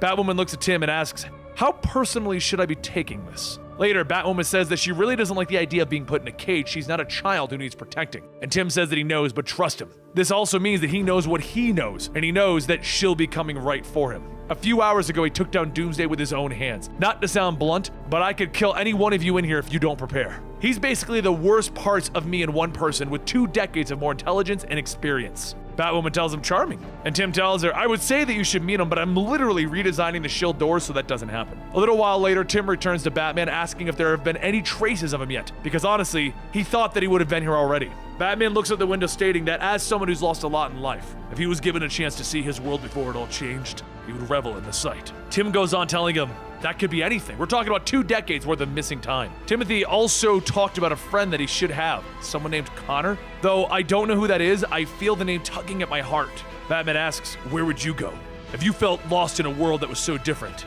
but so very much the same? Tim pauses and says that he would go to the only place that he ever felt home. And over in Wayne Manor, Alfred tends to the garden when a voice tells him, hello. Alfred turns back to see Batman, but not Bruce Wayne, Timothy, and he pulls down the mask, telling Alfred, no, it's only me. Alfred gasps, asking him, what happened to you? And Timothy tells him, your Tim is with Bruce. He's the same person. I'm just a few decades down the road. Alfred steps back, asking, I never thought it would be you. I never thought that you would bear the cowl. Timothy pulls the mask back, telling him, neither did I. But I need to ask you something. If there was something that I could do, something that would free me from being Batman, but something terrible, really terrible, should I do it? Alfred asks, what are you going to do? But before Timothy can answer, a voice tells him, we can answer that. You're going back to where you belong. Nightwing, Red Hood, and Damian appear before Timothy, and Timothy tells them, you're all so young and stupid. Alfred quickly runs upstairs to send word to Batman and the others, and moments later, Batman speeds into the cave asking what's going on. Before Alfred could give him a full answer, Nightwing, Damian, and Red Hood all come crashing down into the cave. Tim yells out to Timothy that he doesn't need to do this. He's good, but he can't beat the real Batman no matter how smart he is. Just let us help you. Let us work through whatever this is together. And Timothy laughs, asking, did you really think that I would come to the Batcave just to tie up some residual emotions for a life that I lost decades ago? You really are naive. I came here because the Bat computer is connected to a half-built program that helped me create the future. Batman won't finish it for a while, but after that I will spend years perfecting it. It doesn't even need a satellite in my time. It runs through my suit. Batman quietly tells him, no. And Red Hood asks, what the hell are you starting to build? Timothy smiles, telling him, let me show you. Activate! And the computers all change into a blue eye, and it responds that Brother Eye is online! Meanwhile, over in the Atlantic Ocean, Ulysses Armstrong, the individual from the Army of the Batman storyline at the beginning, is working on his own Red Robin costume, when suddenly his computers change to Brother Eye. He runs over to his terminal trying to block the Brother Eye from connecting, but the computers all respond. Drone fleet activated. Target Kate Kane, Batwoman, the Belfry. Ulysses heads out telling them that he needs to report to the Colonel, and then he stops stating that maybe I can finally see what my toys can do. Back in the Batcave, the fight begins with all 5 of the present-day Bat family members against Timothy Drake of the future. Red Hood pulls out a knife stating that he's sorry to do this, but however, before Red Hood could even strike, Timothy tells him that in just a few years he's gonna learn that one of his bones was never set right after the Joker killed him. There's a growing debilitating bone spur in his hip joint. He found it for him, so you're welcome. He hits him in the hip, and Nightwing swings in asking, why are you doing this? Why not just come with us? And Timothy deflects the hit, telling him, because the problem is bigger than you think. The problem isn't with any of you in particular, except maybe Damian. He should be killed on sight for what he does to the poor Kent boy. Damian jumps in asking, what are you talking about? And Timothy then punches him to the ground. But before Timothy can attack again, there's a distortion that pulls out him and he screams in pain. Tim asks what's going on, and Timothy pulls his mask back, shouting, I don't have time for this. Will you all just get it into your thick skulls that Batman is a curse? Batman jumps into attack, but Timothy tells him, you worry about it every night, that each of them are more broken than when you found them. You're gonna die, still afraid of that truth. I should know, my Bruce told me on his deathbed. Go ahead and say it's a lie. Batman pauses for hesitation, and Timothy releases an electrical charge into Batman's suit, stating, I thought not. Timothy then tells Brother Eye to go ahead and clean up everything as suddenly all of the Batmobiles activate. Over in the Belfry, Luke says that he's got something incoming and he's pretty sure it's something that they've run into before. Batwoman looks at the screen and says that it's the Colonel drone fleet that can level buildings. Just then, Brother Eye says that the security system is compromised and Batwoman's cell is deactivated. Right after that, the explosion goes off and Batwoman tells everyone to get back, and Cassandra says, no, together. Back at the Batcave transit system, Tim follows Timothy down, telling him that he should have thought of another way to the Belfry without using a transportation system that he built. And Timothy kicks Tim into the carts, asking, why would I have done that? I wanted you to follow me. You should be smart enough to know that you can't defeat me alone. Now that I want to. Timothy yells in pain as the distortion begins to pull at him again, and Tim asks what is going on. Timothy turns back, kicking Tim, telling him, it's the hyper time fighting back. The time stream doesn't want to be changed, and the more that I interact with the past, the more that it tries to assert itself and send me home. Tim tells him, I can't let you do anything. And Timothy grabs him, telling him, I will be free! Free! Like I haven't been since the day that I decided that Batman was losing himself in the wake of Jason's death. Tim struggles, yelling, you know that I can't let you do that. And Timothy says, yes, I know! Goodbye. With one swift chop to the neck, Tim falls to the ground. And inside of the Belfry, everyone is getting ready to fight against the drones when Timothy jumps into the middle of the fight, telling Brother Eye to make a cage. He needs to finish this himself. An energy dome appears to build around the two of them, Timothy and Batwoman says, apparently, I'm gonna do something to piss you off pretty bad in the future. Timothy shouts, no, you disappoint me, just as you disappoint everyone. I used to think so highly of you, but it's the confidence in your voice, the way you hold yourself. It's that you have no idea what you're doing, and you're going to destroy people, but now, it's over. As Timothy holds out his gun, a battering flies in, knocking it out of his hand, and Tim walks through the shattered cage, telling him, not yet. Timothy looks back, asking, how are you doing this? I built these computers. And Luke walks up, telling him, yeah, he also rebuilt them. Your younger self funneled control of the base into my subsystems. Brother Eye has no power in the Belfry. Timothy shouts, no, as the time stream begins to pull at him and Tim and Batwoman take a chance to beat him down. Outside, Batman, using the older model vehicles that he designed, get to work taking out the drones, and all Timothy can do is watch his plans crumble. As the smoke clears, Tim stands with Timothy, telling him, this whole building was our dream, and it still can be. And Timothy begins to hold his head and cry, stating, it won't. None of it's going to work. You're gonna see it fall apart in your own hands. The time stream begins to light back up, and Timothy puts the mask back on, telling his younger self, make sure to hold on to everything as long as you can, because this is all gonna be over so much sooner than you can imagine. And with that, future Timothy disappears. As Tim stands there, Batman reports in asking, what happened? Did Timothy return to his time? Tim, what's going on?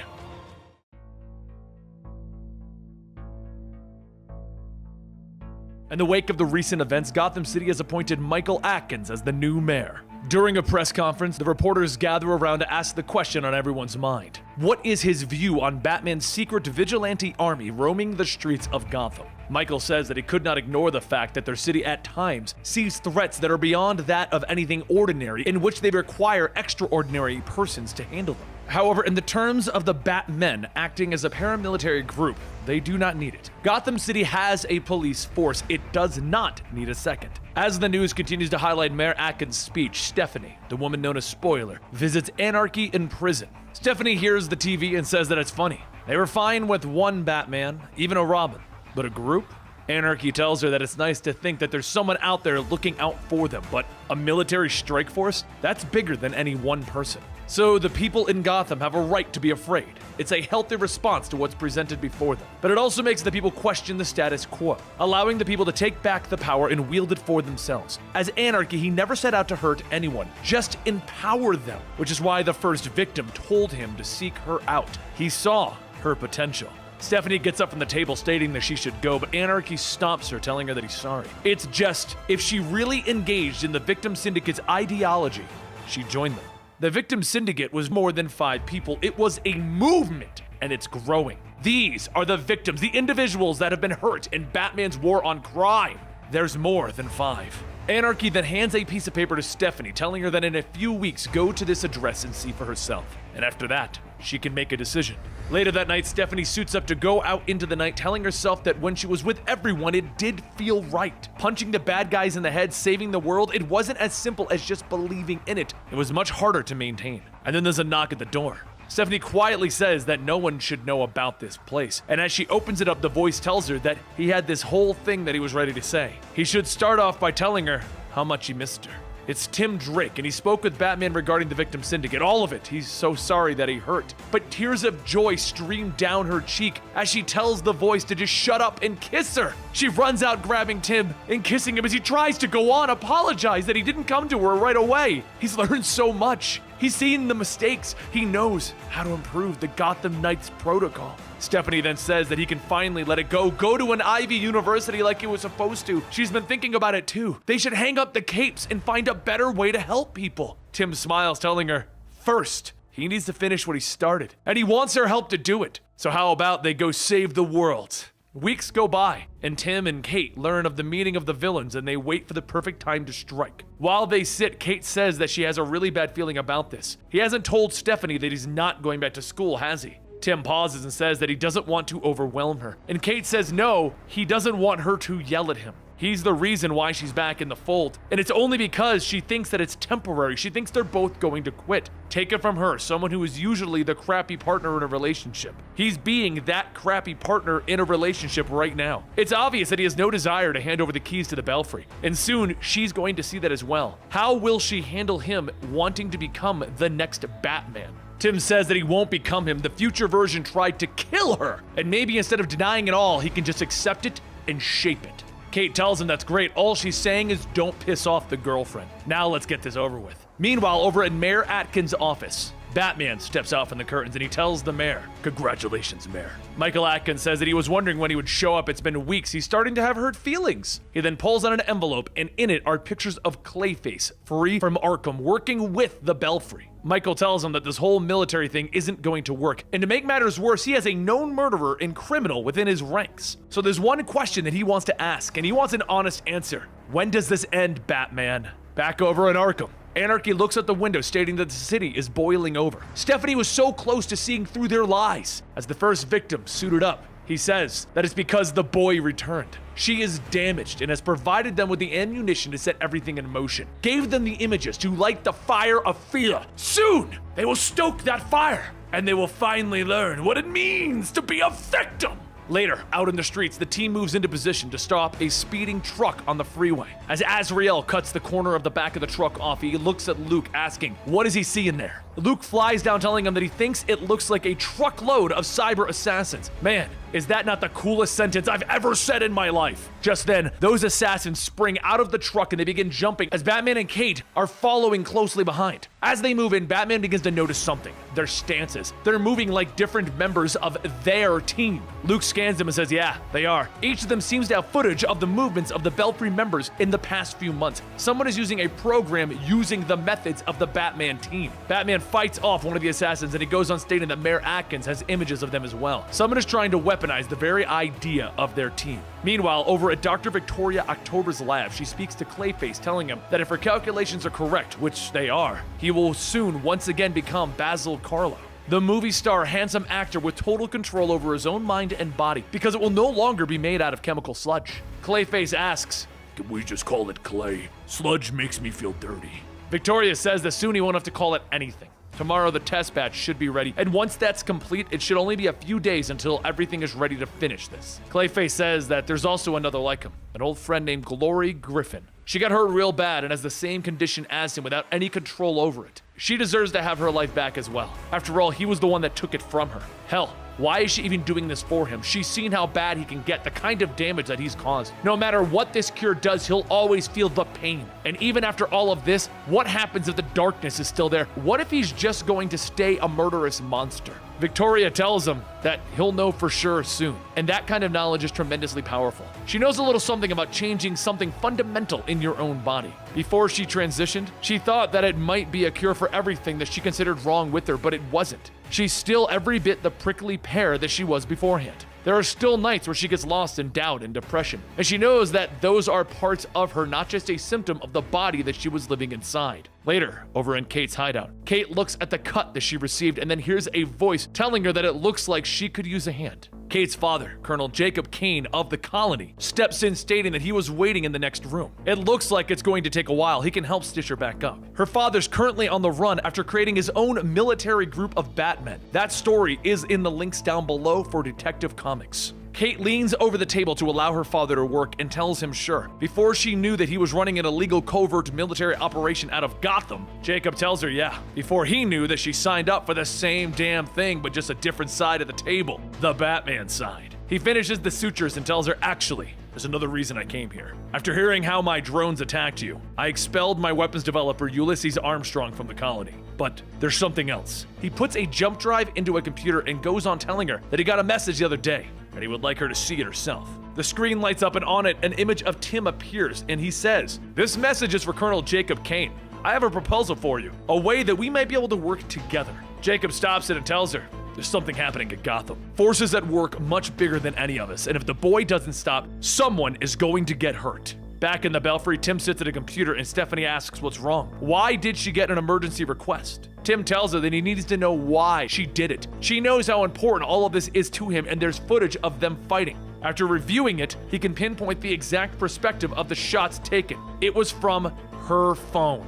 She shouts, "Excuse me? You're wrong, and it sucks that you didn't just come asking me about it before confronting me." Tim explains that it would match her MO exactly. It was her that told Batman what she would do during the victim syndicate attacks. Who else would perfectly frame her? Stephanie tells Tim to pull up her phone's core programming. As the lines of code begin to display, she shows him Money Spider, aka Lonnie, aka Anarchy. Tim asks, "What?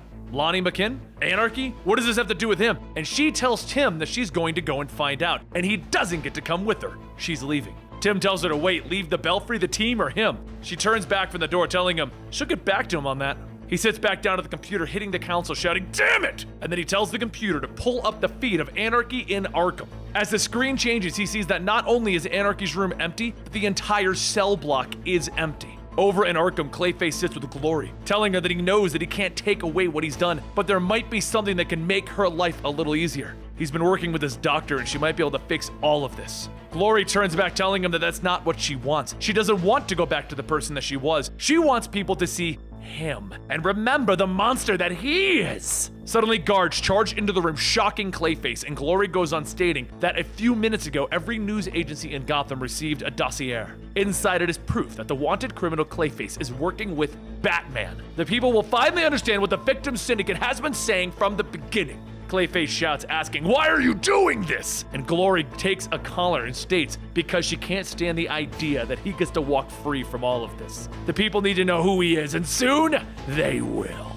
Now, later, as everyone gathers in the Belfry, they watch the news as the victim syndicate leaks out information about the team. Tim asks, "I wasn't around the first time, what do they want?" And Batman tells him that they want him to unmask live on television. Give up Batman once and for all. Prevent innocent lives getting caught in the crossfires. Stephanie then says, this is partially her fault. Those were her photos that were getting plastered out there. They were fanatics, and there's a lot more of them than the group thinks. Stephanie changes the images on the screen to show people in the streets protesting, and says that after scanning social networks, people are getting angry. They feel out of control and they want to blame something. Valid or not, they are blaming Batman. Hundreds of people are pouring into the streets, all dressed up like the first victim. They're calling this Victim's Day. Anarchy is making this into a movement, and them finding out about Clayface, well, Batman teaming up with a villain, it did the job. They're scared and they want this all to end now. Luke projects a hologram of the city streets stating that they have to shut off some of the security cameras, and going with that, they can get a general idea of where they're at. Tim looks at the projection and says that if they enter from the east and the north wing simultaneously, they can sweep the whole, but a voice talks over him telling him that she has an idea. Kate says that the Colony airship is a mile outside of Gotham Harbor.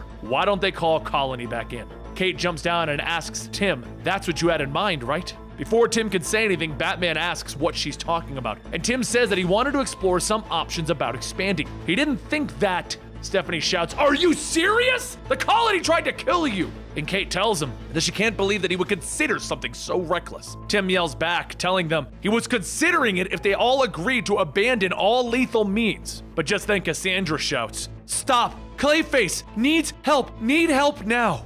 Batman tells everyone, "Orphan's right. This discussion can wait." But then, the bat phone lights up. He picks it up, telling Jim that they're on the move, but the voice on the other end says that he would like them to listen very carefully. If they are even thinking that they would accept any help from the strike force, they have another thing coming. Batman says, "Mayor Atkins." And Michael goes on telling him, "If you value your relationship with this office, Batman, then you will come to Arkham alone so that we can solve this together. Afterwards, we'll discuss the disbanding of your team and returning of Clayface to Arkham permanently."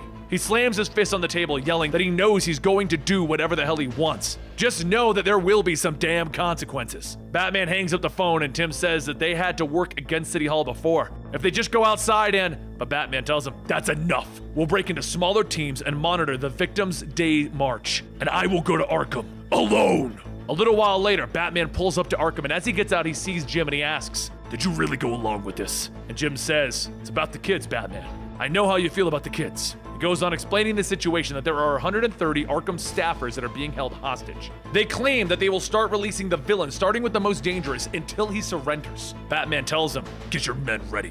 And Jim asks, "What are you planning on doing?" Batman walks through the gates asking, "Isn't it obvious? I'm going to walk through the front door and surrender." Just as Batman gets through the gate, Anarchy tells him, "Hello?" As Anarchy starts leading him to the front door, Batman says, "I thought you were better than this." Anarchy tells him, "It's a bit more complicated and you know it. I've been wanting to fight oppressive systems, and now you created one. You can't see it from the inside, but on the outside, we can see everything. As the front door swings open, the first victim tells Batman, "It's been a long time." Batman tells him, "I promised that I wouldn't use this unless it was absolutely necessary. I can only use this once every few years if the Joker takes his place over." Batman then calls out, "Code clearance ZEA," and a computer voice responds, "Arkham lockdown procedure activated." All of the doors and the windows begin to lock themselves, and Batman puts up his fist, telling him, "Let's get on with it." After a long fight, Batman stands back up, fist covered in the red substance the guards wore over their masks. He takes a deep breath and he tells the computer to deactivate it, and then he radios the gym to get ready to move in. The first victim sits up from among the pile of bodies laughing. "Did you really think that I brought you here to fight? We knew that we couldn't beat you head on!" Batman asks, "What did you do?" And then there's a sudden scream that sounds like Clayface. Just down the hallway, Gloria is thrown from the room and into a wall before falling onto the ground lifeless. Jim storms in with his men, telling everyone to get their hands up now. And Batman tries to tell everyone to get back, but the clay hammer whips out, knocking into several of the guards, and then it starts pulling them back to where Glory was thrown from. A voice then asks, "You wanted Clayface the bad guy? Well, you got him." Bruce then says, "This is exactly what they wanted. You have to fight through this, Clayface. I know you can." Then there's a clink, and as Batman looks down, he sees Clayface's bracelet. It helps him control his emotions. Bounce on the ground, broken. Clayface asks him, "With what? That? I'm sick of feeling bad all the time. Sick of feeling guilty." And Batman tells him, "I won't let you do this." And Clayface towers over him, telling him, "Then you shouldn't have taught me how to fight."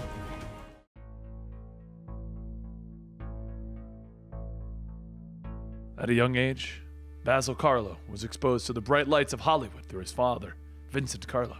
Back then, Basil would often find himself looking at the old monster costumes that his father wore on the set, amazed at just how real they looked. One night in the stuffy apartment, Vincent pointed to Marduk the Man-Ape, stating that everyone knew the actor Chandler Ebb was the one that was inside of it. But when the lights hit just right and he roared, the audience forgot for a brief moment that someone was underneath that mask. It wasn't the monster that they saw anymore, it was something honest and powerful that hit them right in the heart and terrified them. Vincent then grabs a jar of a substance called Renew, going on stating that a face can be shaped and molded to draw out the strange and the horrific. This here is the key to that success. On the jar, the words, "Not for human use," can be read, and Vincent tells Basil that once you mix this industrial chemical with a bit of wax and putty, you can rework it. Vincent turns around applying the chemical, and when he turns back, his skin is pulled back, revealing a glaring smile, and he says that with this, people can see something more real. Vincent begins to wipe the wax off, asking his son to forgive him. He's never really been good at happy faces. He's always been suited for horror. The tone in Vincent's voice turns into one of sadness, and he says that there's a monster in all of them. They must work hard to never let anyone see it. You can only show them your best face, no matter how false it is, because in the end, no one really loves a monster. 20 years later, Basil followed in his father's footsteps in becoming an actor, and a well-known one at that. As Basil and his agent Cal sit for dinner, Cal goes on stating that with their recent success, directors from all over are crawling to them with offers. Basil laughs, telling him that he's not going to be going to any more meetings until he can get in the room for Second Skin. Cal says sure he could, but that movie is all wrong for him. They just got done with doing so many movies where he looks like the bad guy. Soon people will believe that he's the bad guy. Not to mention, Veronica St. Clair is a real prude and she'll kick anyone off the set for as little as forgetting a line. Basil's phone begins to ring and he reaches forward, stating that he wants that role. He wants to be on that movie, Second Skin. Its story is something close to home for him. As he looks at his phone, he says that he's sorry, he's got to take it. It's Glory. Cal asks who? The PA from Metamorphosis? He's got to shake her off before she sees what he really is. And that is a movie star, baby. The next morning, Basil meets with Glory to see the sun rise over LA. And she says that it's like you can almost see how beautiful the city is from up here. He stares off, telling her, yeah. And she asks, what's with him today? Why is he so nervous about this next audition? And what's so special about a silent movie monster that is so appealing? He explains that it's about a man who's consumed with sadness and anger, and it burns him and those around him. His dad was a lot like that, and it just feels like something that he needs to do. Show people that you can show the world your dark side, and people will still embrace you. Finally, show the world the real you. Later that day after the audition, Basil calls Glory to tell her that he got the part. He nailed it. He's gonna be moving to Gotham for 6 months for shooting. She tells him that's amazing. They need to celebrate and get some drinks. How about she picks up the finest $15 Prosecco in all of the land? Just before Basil can answer, his phone beeps, and he says that he's gonna have to call her back. He needs to take this. He answered it, and a voice asks if it's Basil Carlo. They need to inform him of some bad news. His father was found dead in his apartment. His eyes go wide, and there's a loud screech, and then a crash. A short while later, he opens up his eyes, and when he does, he sees Glory and Cal looking at him horrified. He asks why they're looking at him like that, and Glory says that they're just happy to see him alive. He almost didn't make it. And he tells her, no, Cal's look. Glory hands him a mirror, stating that he's been through a lot. They both care so much about him. He looks at his face, now all scarred and deformed, and he quietly says, oh God. He leans down to try and hide, and Glory tells him that it's going to be okay, and he screams, don't look at me! No one can see me like this! And Cal tells him that that's his cue to leave then. He's not going to sugarcoat things. No one's gonna want that face. Once Basil is well enough to leave the hospital, he makes his way to his father's old apartment in search of what his father showed him a long time ago. The jars of Renew. He takes one of those jars and he pours the chemical into a clump of clay and he begins to apply it to his face. And the next day, at the second skin office, Cal tells Veronica that he has someone else that it would be perfect for the role here. And just then, the door opens and Basil walks in, his face completely healed, stating that that won't be necessary. He's looking just as good as ever, right? After the meeting, Glory runs out to see Basil and calls out to him, asking how did he recover so quickly. He tells her to keep her voice down. This is just how he looks. Don't go off talking about something horrible that had happened to him and never bring it up again. Glory turns away, telling him, yeah, that won't be a problem. As he heads home, he notices his supply of Renew is running low, and it looked like the manufacturer was based out of Gotham. 3 weeks later, in Gotham, Jim Gordon plays a recording to Batman stating that it was taken from the Quality Assurance Department of Daggett Chemicals. Even though it's a product that's been discontinued, a man called in screaming and demanding that he be given some. The product Renew was a type of gel used to remold plastics without heat. It was taken off of the shelves 20 years ago because it had a bad habit of melting the hands of people. Outside of Daggett warehouse, Basil begins to put on the wax, changing himself into one of the security guards stationed in the building. He breaks in and finds a whole room full of Renew, and he says that he can finish the movie with this much. And just then, Batman appears, telling Basil to step away from the boxes before he gets hurt. He shouts that he doesn't understand. He needs that stuff, and there's nothing that will stop him from getting it. Batman punches Basil on the face, and as he pulls his fist back, he can see what the chemicals have done to his face. And later, as Basil wakes up, he finds himself cuffed to a bed, and he screams to the nurse to give him a mirror. A hand reaches down with one and he snatches it, and once he sees his face, he tries to hide it, yelling that no one can see him like this. The voice then says, too late for that, and tosses a newspaper with the headline, acclaimed actor turned into clay-faced crook. As he looks up, he sees the person talking to him is Veronica, and she tells him that, she would have casted him regardless of what happened to him. It wasn't his looks that they were after, it was his eye. That dark sadness that needed to be seen. Then he could show the world who he was. But now, with all this fake acting, he isn't going to be a part of the movie anymore. As she turns to leave, Basil looks in the mirror again and he hears a loud roaring thunder. Lightning strikes, and as he looks up, he sees Batman standing there and he tells him, Basil Carlo, you have a choice to make. Basil shouts, a choice? I'm a monster! I used to be an actor! I was going to be one of the greats, but you cost me everything! Batman tells him, no, you're not a monster. You're a man lashing out because you feel trapped and alone.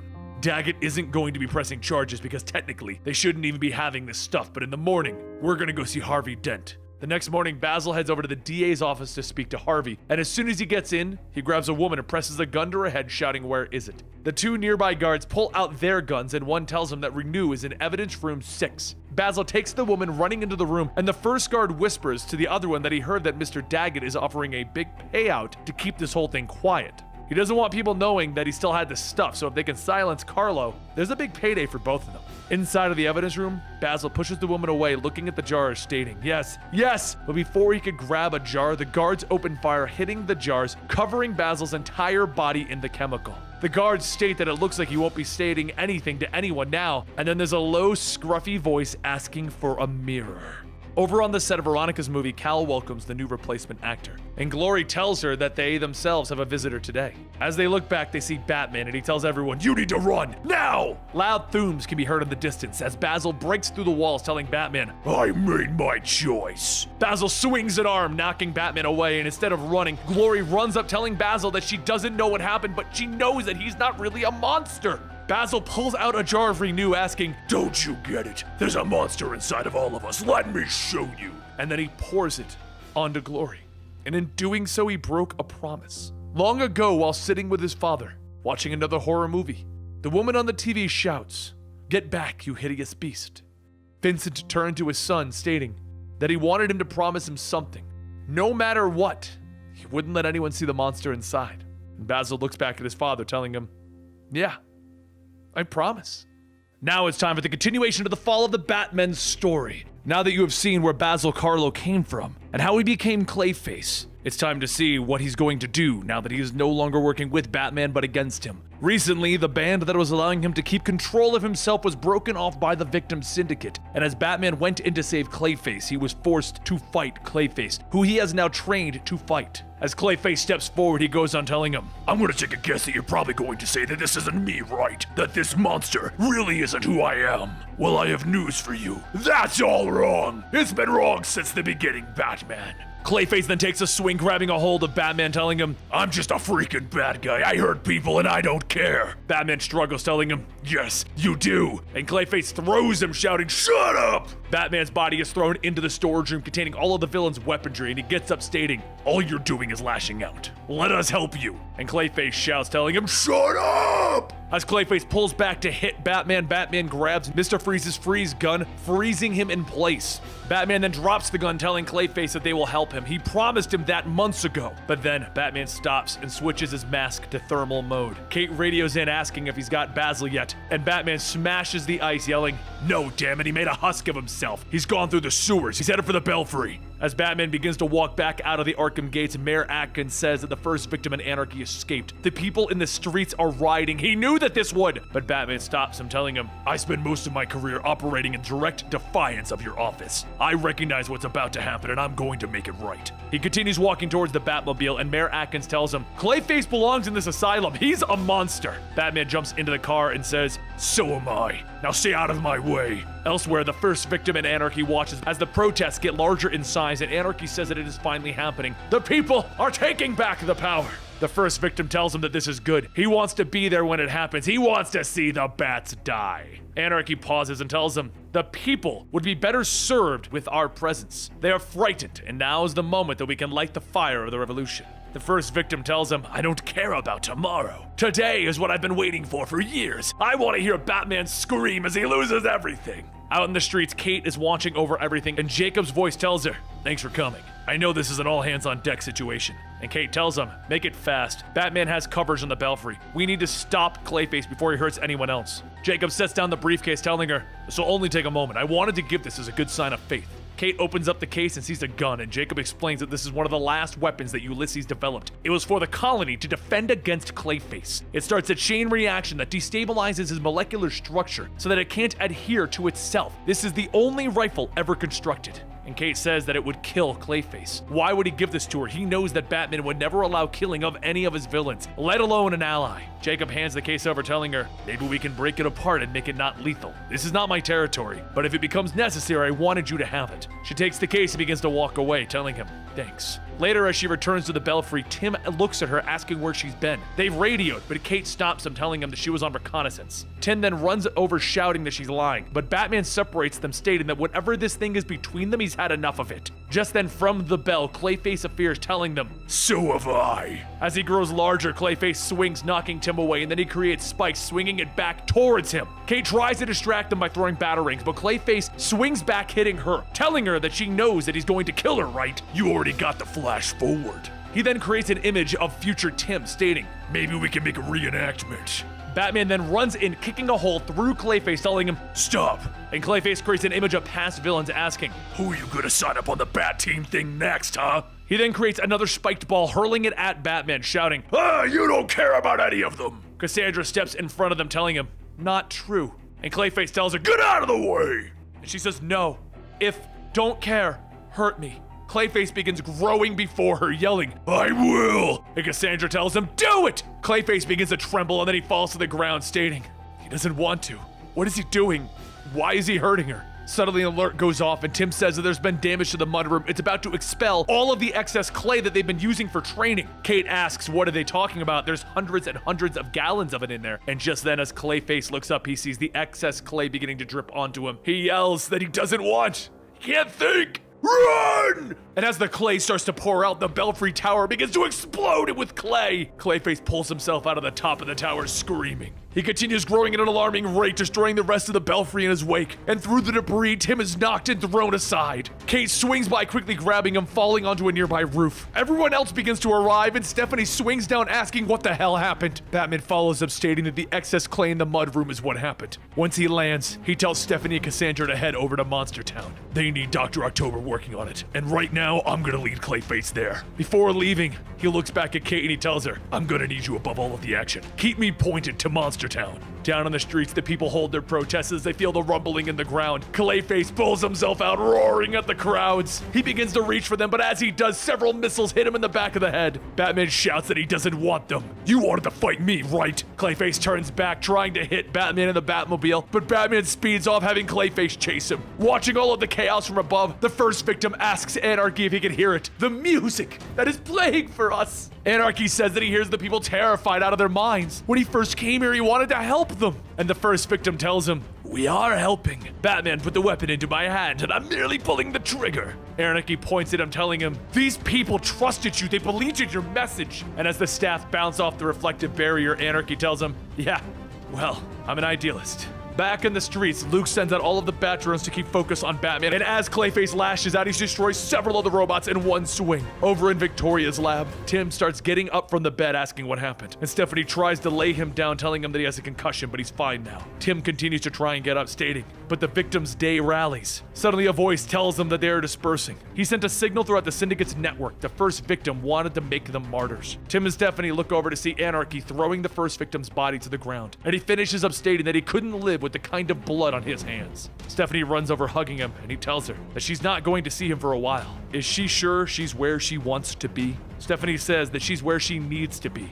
That's what matters for now. Anarchy hands over a small jump drive, stating that she's going to have to give this to Batman. It might give him enough to start putting together who exactly the first victim is. Back outside, Kate keeps watch over the streets, stating that this isn't going to work. She opens up the case that her father gave her, telling Batman that they may need to discuss a permanent solution for Clayface. If Victoria's cure works, they might be able to neutralize him. But Jacob has also given her a special kind of gun. Batman says, I will not allow any colony weapons to be fired in this city. We stick to the plan. Kate asks what happens when the plan fails. Then Bruce tells her, we need to clear the line. I've led Clayface too.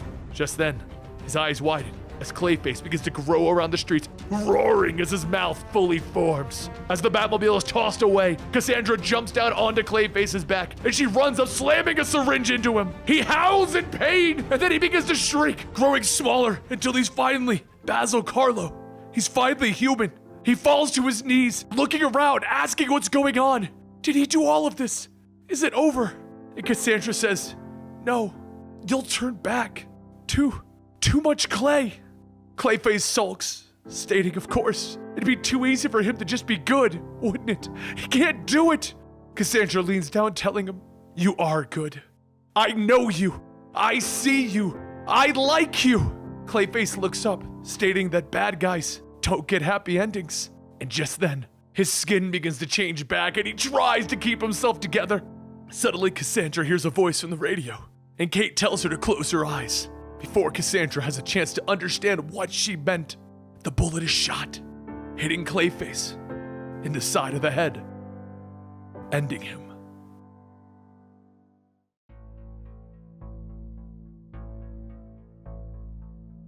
Now, many years ago in the Gotham City graveyard, the first shovel of dirt was thrown on the late Mrs. Kane. As each person takes their turn, the young Bruce Wayne tosses his dirt in, and then he looks back at the young Kate Kane. While Alfred and Kate's father Jacob talk, Kate glances at Bruce and tells him that he's lurking again. Bruce sighs and says that he's sorry he does that, but Kate tells him it's okay.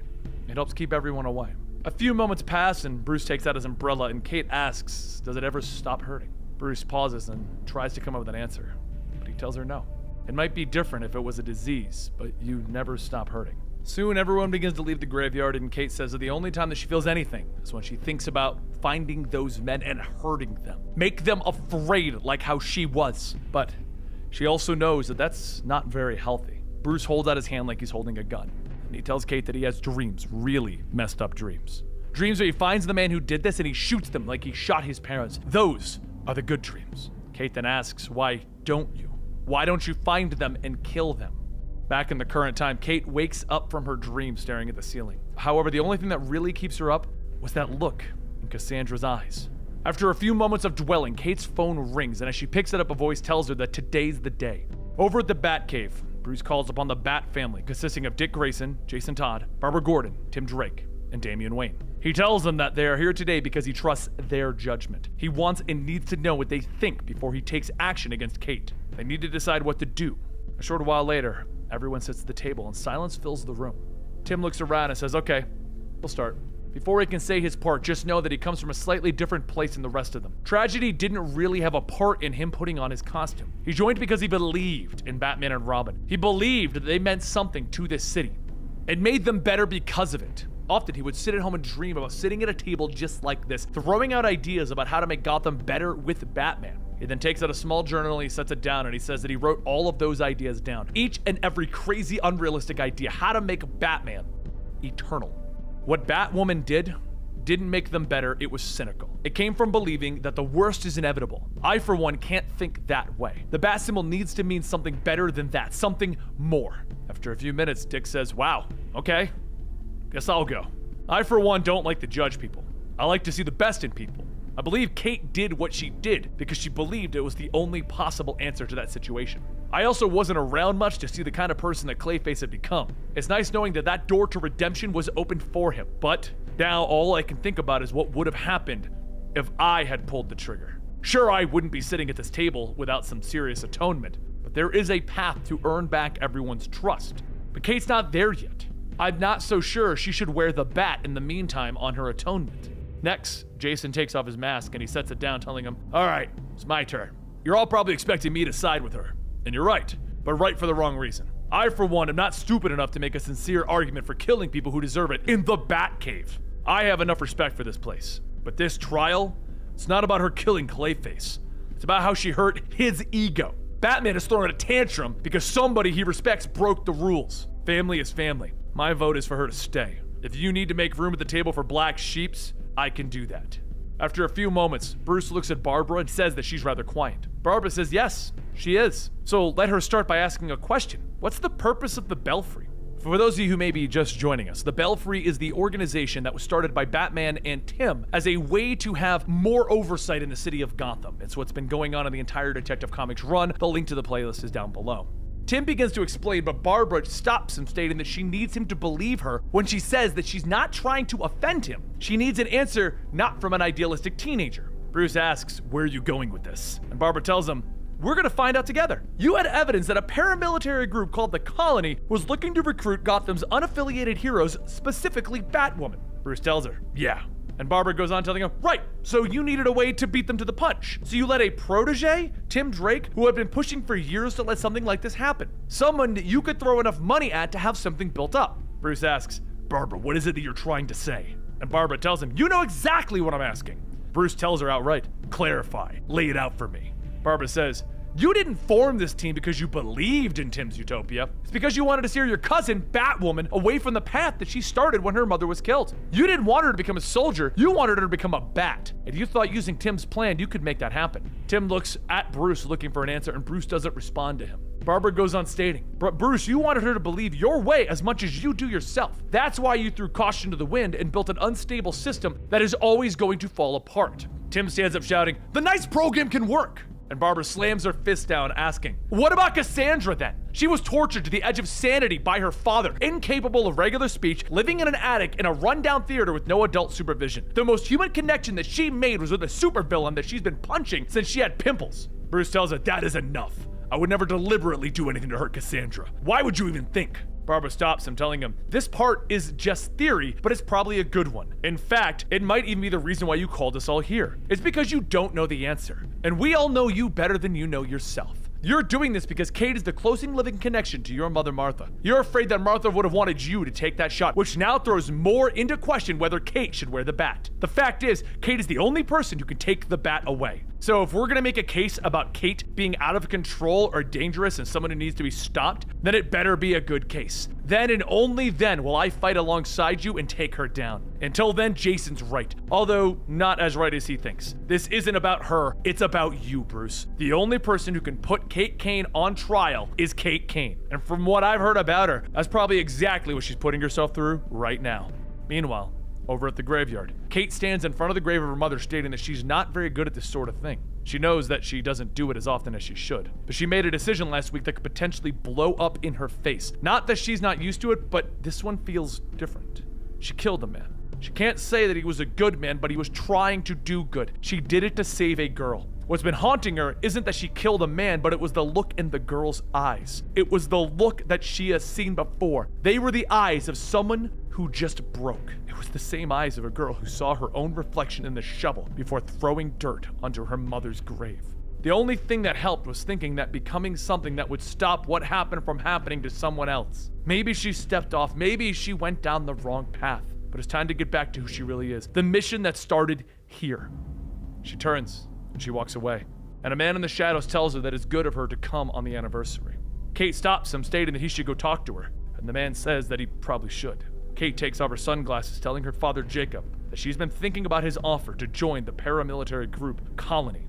His offer to come and run Colony, the group that works against Batman, to do it right. Jacob asks her, and Kate tells him, she's in. Let's do this.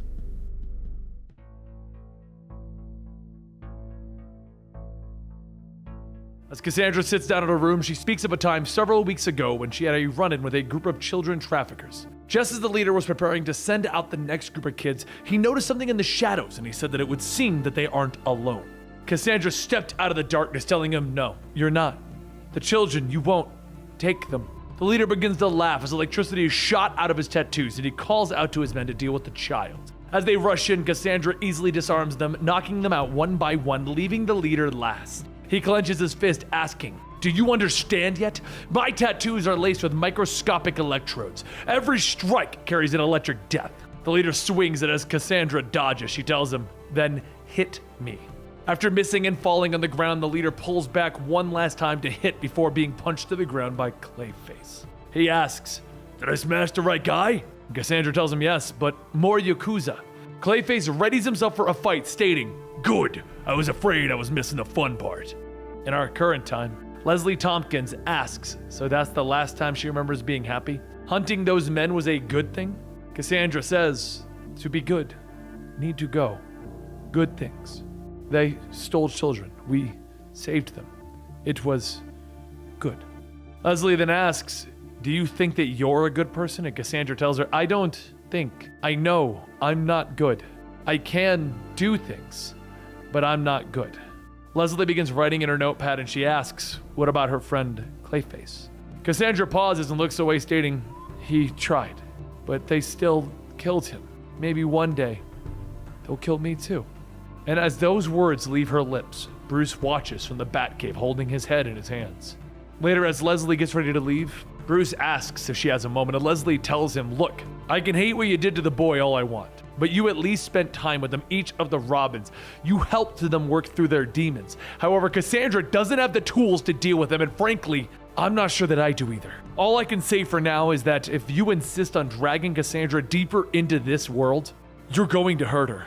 Later that night at sea, a freight ship is hijacked by a group of men from the Court of the Owls, and just before they can kill the captain, there's an explosion. From the blast, Kate Kane stands there with Batwing and Azrael, telling the men, no one is dying today, but you can hurt the zombie owl ninjas real good. While those three bring down the Court of the Owl men, Tim makes his way into the Batcave to find Bruce still working on the computer. He says that he would have thought he would have already been out of patrol, and Bruce tells him that he already has Batgirl giving the city a sweep. He could be in Midtown in less than 4 minutes if needed, but there is something much more pressing here at home. It looks like somebody's been using the Bat computer for hours every night for the past few weeks while he was out of the cave. Let's see what they've been building. The projection table buzzes, bringing up an image of a Bat tower in the middle of Gotham, and Tim tells him, hold on, give me a minute to explain there. Bruce tells Tim that he suffered a major concussion in the King Clayface attack. He was supposed to be recovering, and Tim yells, Batgirl destroyed everything that we built over the last year just the other day. You had to realize that it would start solving every hole that she punched into the night program. You probably even expected it. Bruce looks at the table, telling him that he's not interested in starting up the Knight's protocol again. He'll continue to provide assistance to the family as needed. Tim shouts, "You can't be serious! You can't let a little wrench in the works of the machine blow it all up! Batgirl wasn't right!" Bruce takes a deep breath and he says, "Batgirl is right, and you know it. You've trained for years to see that. Instead, all you're hearing is the voice of desperation, echoes of Mr. Oz's prison. I shouldn't have let you back into action so soon. I should have gotten you help." Tim yells, "This isn't some teenage tantrum. This is the future of everything that we talked about. The entire future of Batman. I don't care what happens to..." Bruce spins him around shouting, "Well, I do care, damn it. This conversation's over. Leslie Tompkins is coming back tomorrow for a session with Cassandra. Afterwards, you should talk to her." Tim hops over the rails to his bike standing, "Yeah, well, screw it. I'm starting to remember why I spent so much time away from Gotham." But as Tim speeds off to the Belfry, he punches the wall, screaming in frustration, and then suddenly a voice calls out. The voice calls, stating that he knows exactly how he feels. He had it right in his grasp. He's the only one smart enough to see the pieces moving. Tim turns back, asking who was there, and the voice gets louder and says, "Sorry, I keep forgetting we're not friends yet. I've been studying the work that you've done, the work that you're going to do." And Tim asks, "How could you possibly know?"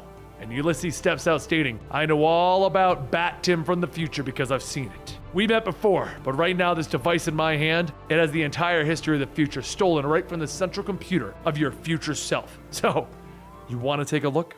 Moments later, Tim begins to see himself in the future attending Ivy University, living a peaceful life. But that life is taken away when the news reports that the President of the United States deploys the colony to take Batman in. Tim watches the TV as it shows Kate moving in on Wayne Manor with colony forces, and her gunning Bruce down. Back in the current time, Tim watches all of the images of the future, and Ulysses says, "Pretty gruesome, huh?" Tim tells him that he doesn't understand what the hell did I just witness. And Ulysses says that you saw the future, your future, how you become an evil, deranged Batman. We don't have all the details, but the important beats still hit, don't they? Ulysses turns to leave, and Tim asks, "Why would you show me this?" And Ulysses tells him, "You already know why. So I can help you, Tim." Tim begins to follow Ulysses into the next room filled with rare historical weapons, and that's when Tim asks, "What is all of this?" Ulysses says, "Well, I wasn't working for the colony for chump change. Weapons development is a lucrative business. It allowed me to acquire some ingenious weapons, some of the best ones ever designed, and not just the finished projects, but the prototypes. The ones that you can feel the heart put into them." Tim says, "Please don't take this the wrong way, but this is a lot to process. I still can't figure out what's in it for you." Ulysses tells him that a few weeks ago he cracked the files and saw the history of the future and wasn't in it. Another version of him went head-to-head with Batman, but mostly he just fell off the face of the earth. He couldn't let that happen. He had a much higher role in shaping the future. And that's when he learned that role. The role for him was to give Tim Drake the future today. Brother Eye, activate full systems and say hello to your creator. I'll give you the tools that you used to create a lasting piece of Gotham before you were hit with all that trauma that messed up your future self. What do you say? Tim takes a moment and tells him that he needs to think about it. And Ulysses shouts, "Really? You're seriously not gonna jump on this?" "Well, I'm not gonna pretend I'm not disappointed, but I understand. Don't take too long, okay? There is a reason for all this. Batwoman just officially signed up with the colony along with her friends Batwing and Azrael. Eternity is marching forward, and you need to shape it before it shapes you."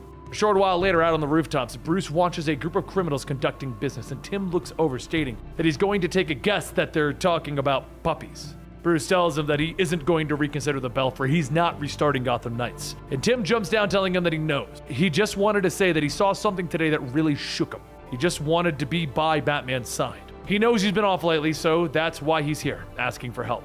Bruce tells him that he can start by taking out the two smaller guys on the right, while he takes out the one with the semi-automatic. Tim asks, "Seriously?" And Bruce smiles, telling him, "I'm glad you came back." Tim laughs, telling him, "Me too." But just before the two of them can jump into action, the two colony men wearing battlesuits jump into the bar and immediately open fire on everyone. Meanwhile, back with Ulysses, he watches the video feed of the colony soldier stating that this is all for you, Tim. I just need you to see what I have to offer. Later, in the Batcave, Bruce looks down at the two men wearing the battlesuits, and Tim tells him 18 mobsters are dead, yet he still brought them back to the cave. This is really a dangerous idea. And Bruce says that he knows. Tim goes on stating that the aggressive lethal force being used by the colony is their MO, and after this, you want to sit down and talk to them face to face? Last time, Colonel Kane kidnapped you and got a gun to your head just to get you out of the way. Bruce bends down, looking at the men, stating that he needs to be a detective here. They have a mystery at their feet. The fractures that these men suffered, it's as if they were fighting against the suits. They've always known that the colony had battle suits with independent programming. And Tim says, okay, fine, so that's a mystery, but we need to stay here and figure out the answer together. Bruce walks and jumps into the Batmobile, telling him that he wants him to run every diagnostic that he could think of on their suits. Keep them unconscious. Tim tells him that he doesn't like it, and Bruce says that he doesn't either. The other half of this mystery isn't in this cave, and he plans to find it. While he leaves the Batcave, Ulysses tells Brother Eye to access the tracker protocol and keep an eye on Batman.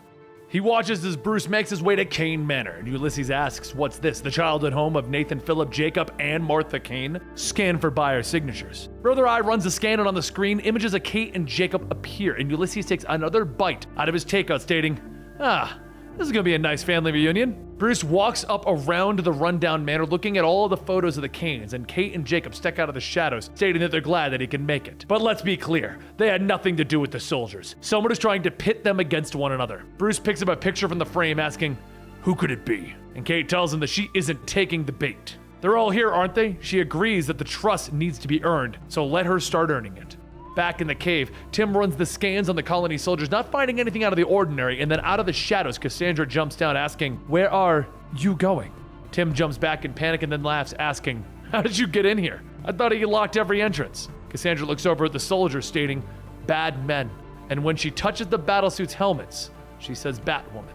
Tim asks if everything's okay, and Cassandra says all this.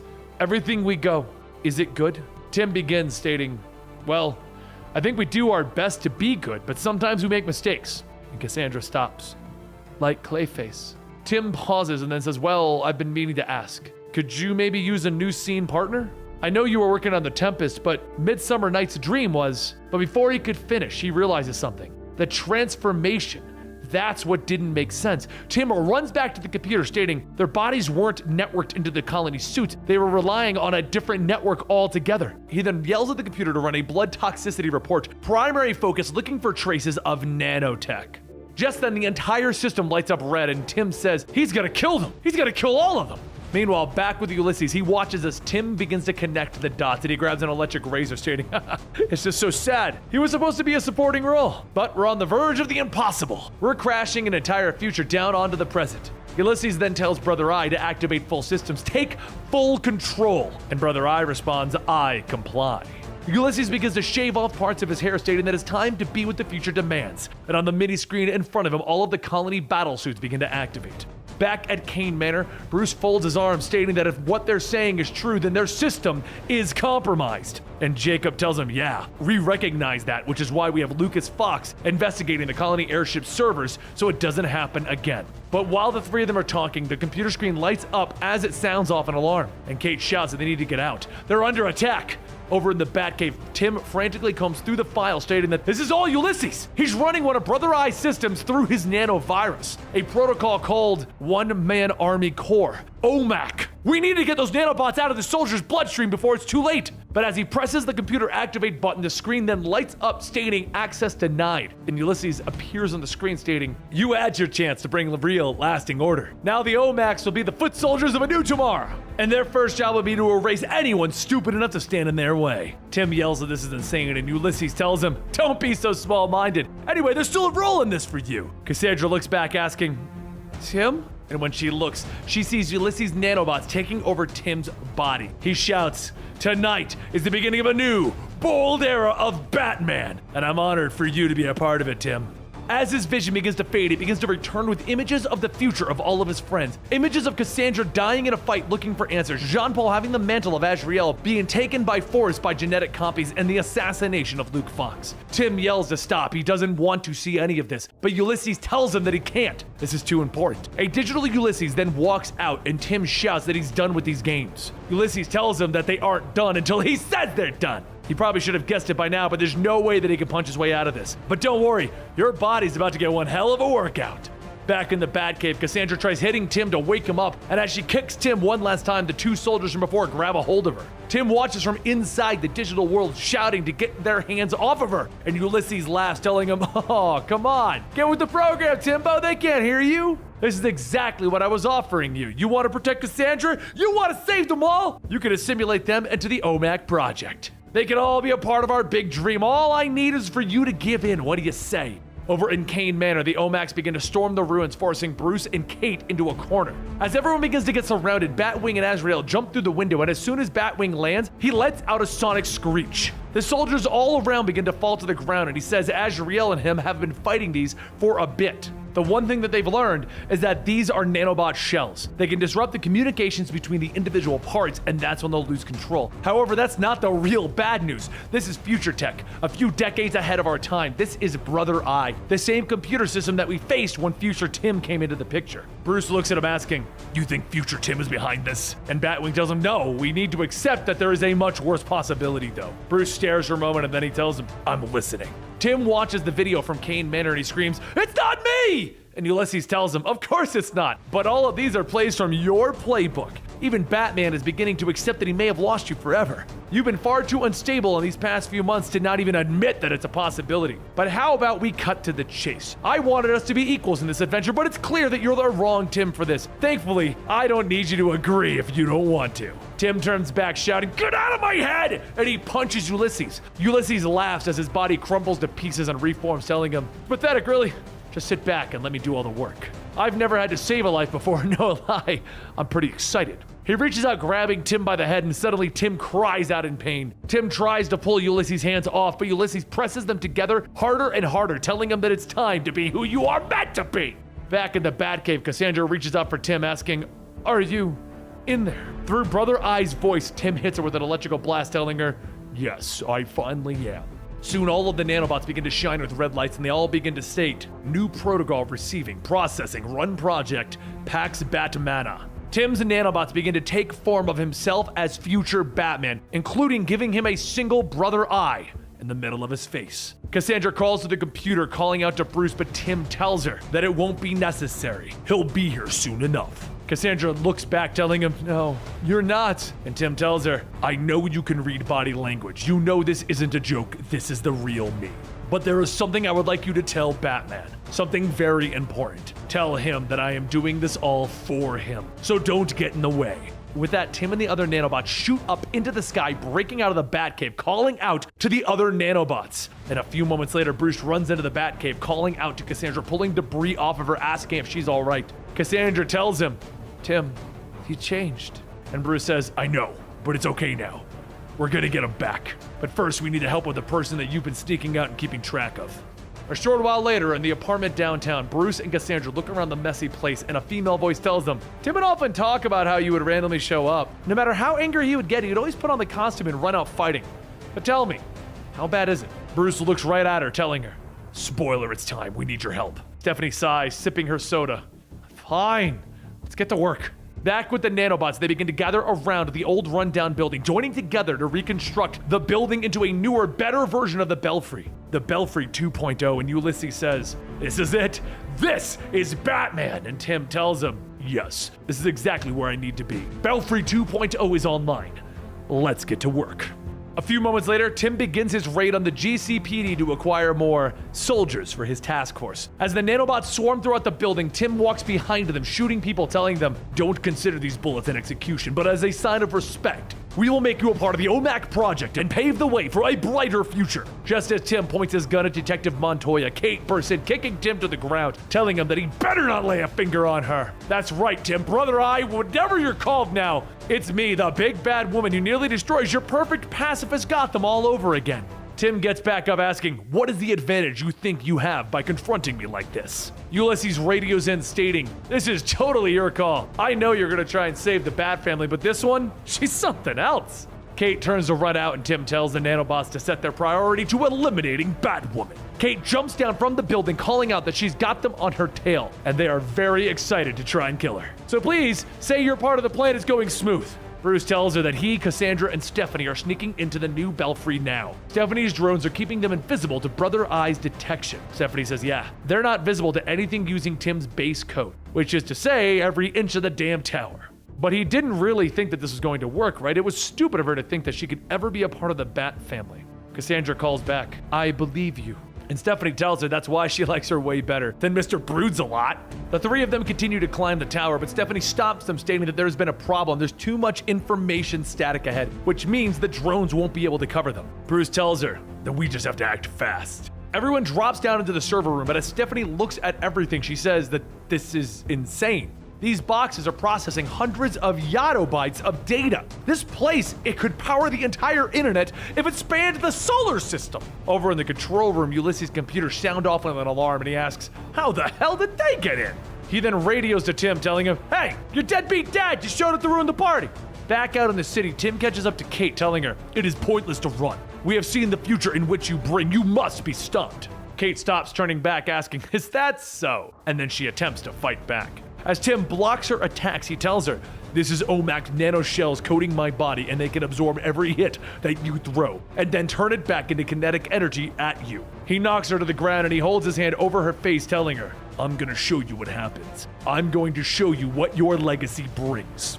Over at the tower, Stephanie begins to work through the computer stating that this is something else. The coding is from the future of alternate timelines. It's leaps and bounds with what she's familiar with. But it's still Tim's work. She can already see all of his quirks line by line. So if she does it right, she might be able to turn off the connection between him and Brother Eye. Just then the server room lights up turning red and Brother Eye tells her, that is unlikely. Bruce tells Cassandra to make sure that she keeps Stephanie safe at all costs. And Brother Eye goes on telling Bruce, you were an inadequate father. You refused to utilize me to the extent that I could have been used. Tim has been given the control that he needed and now we will do the same.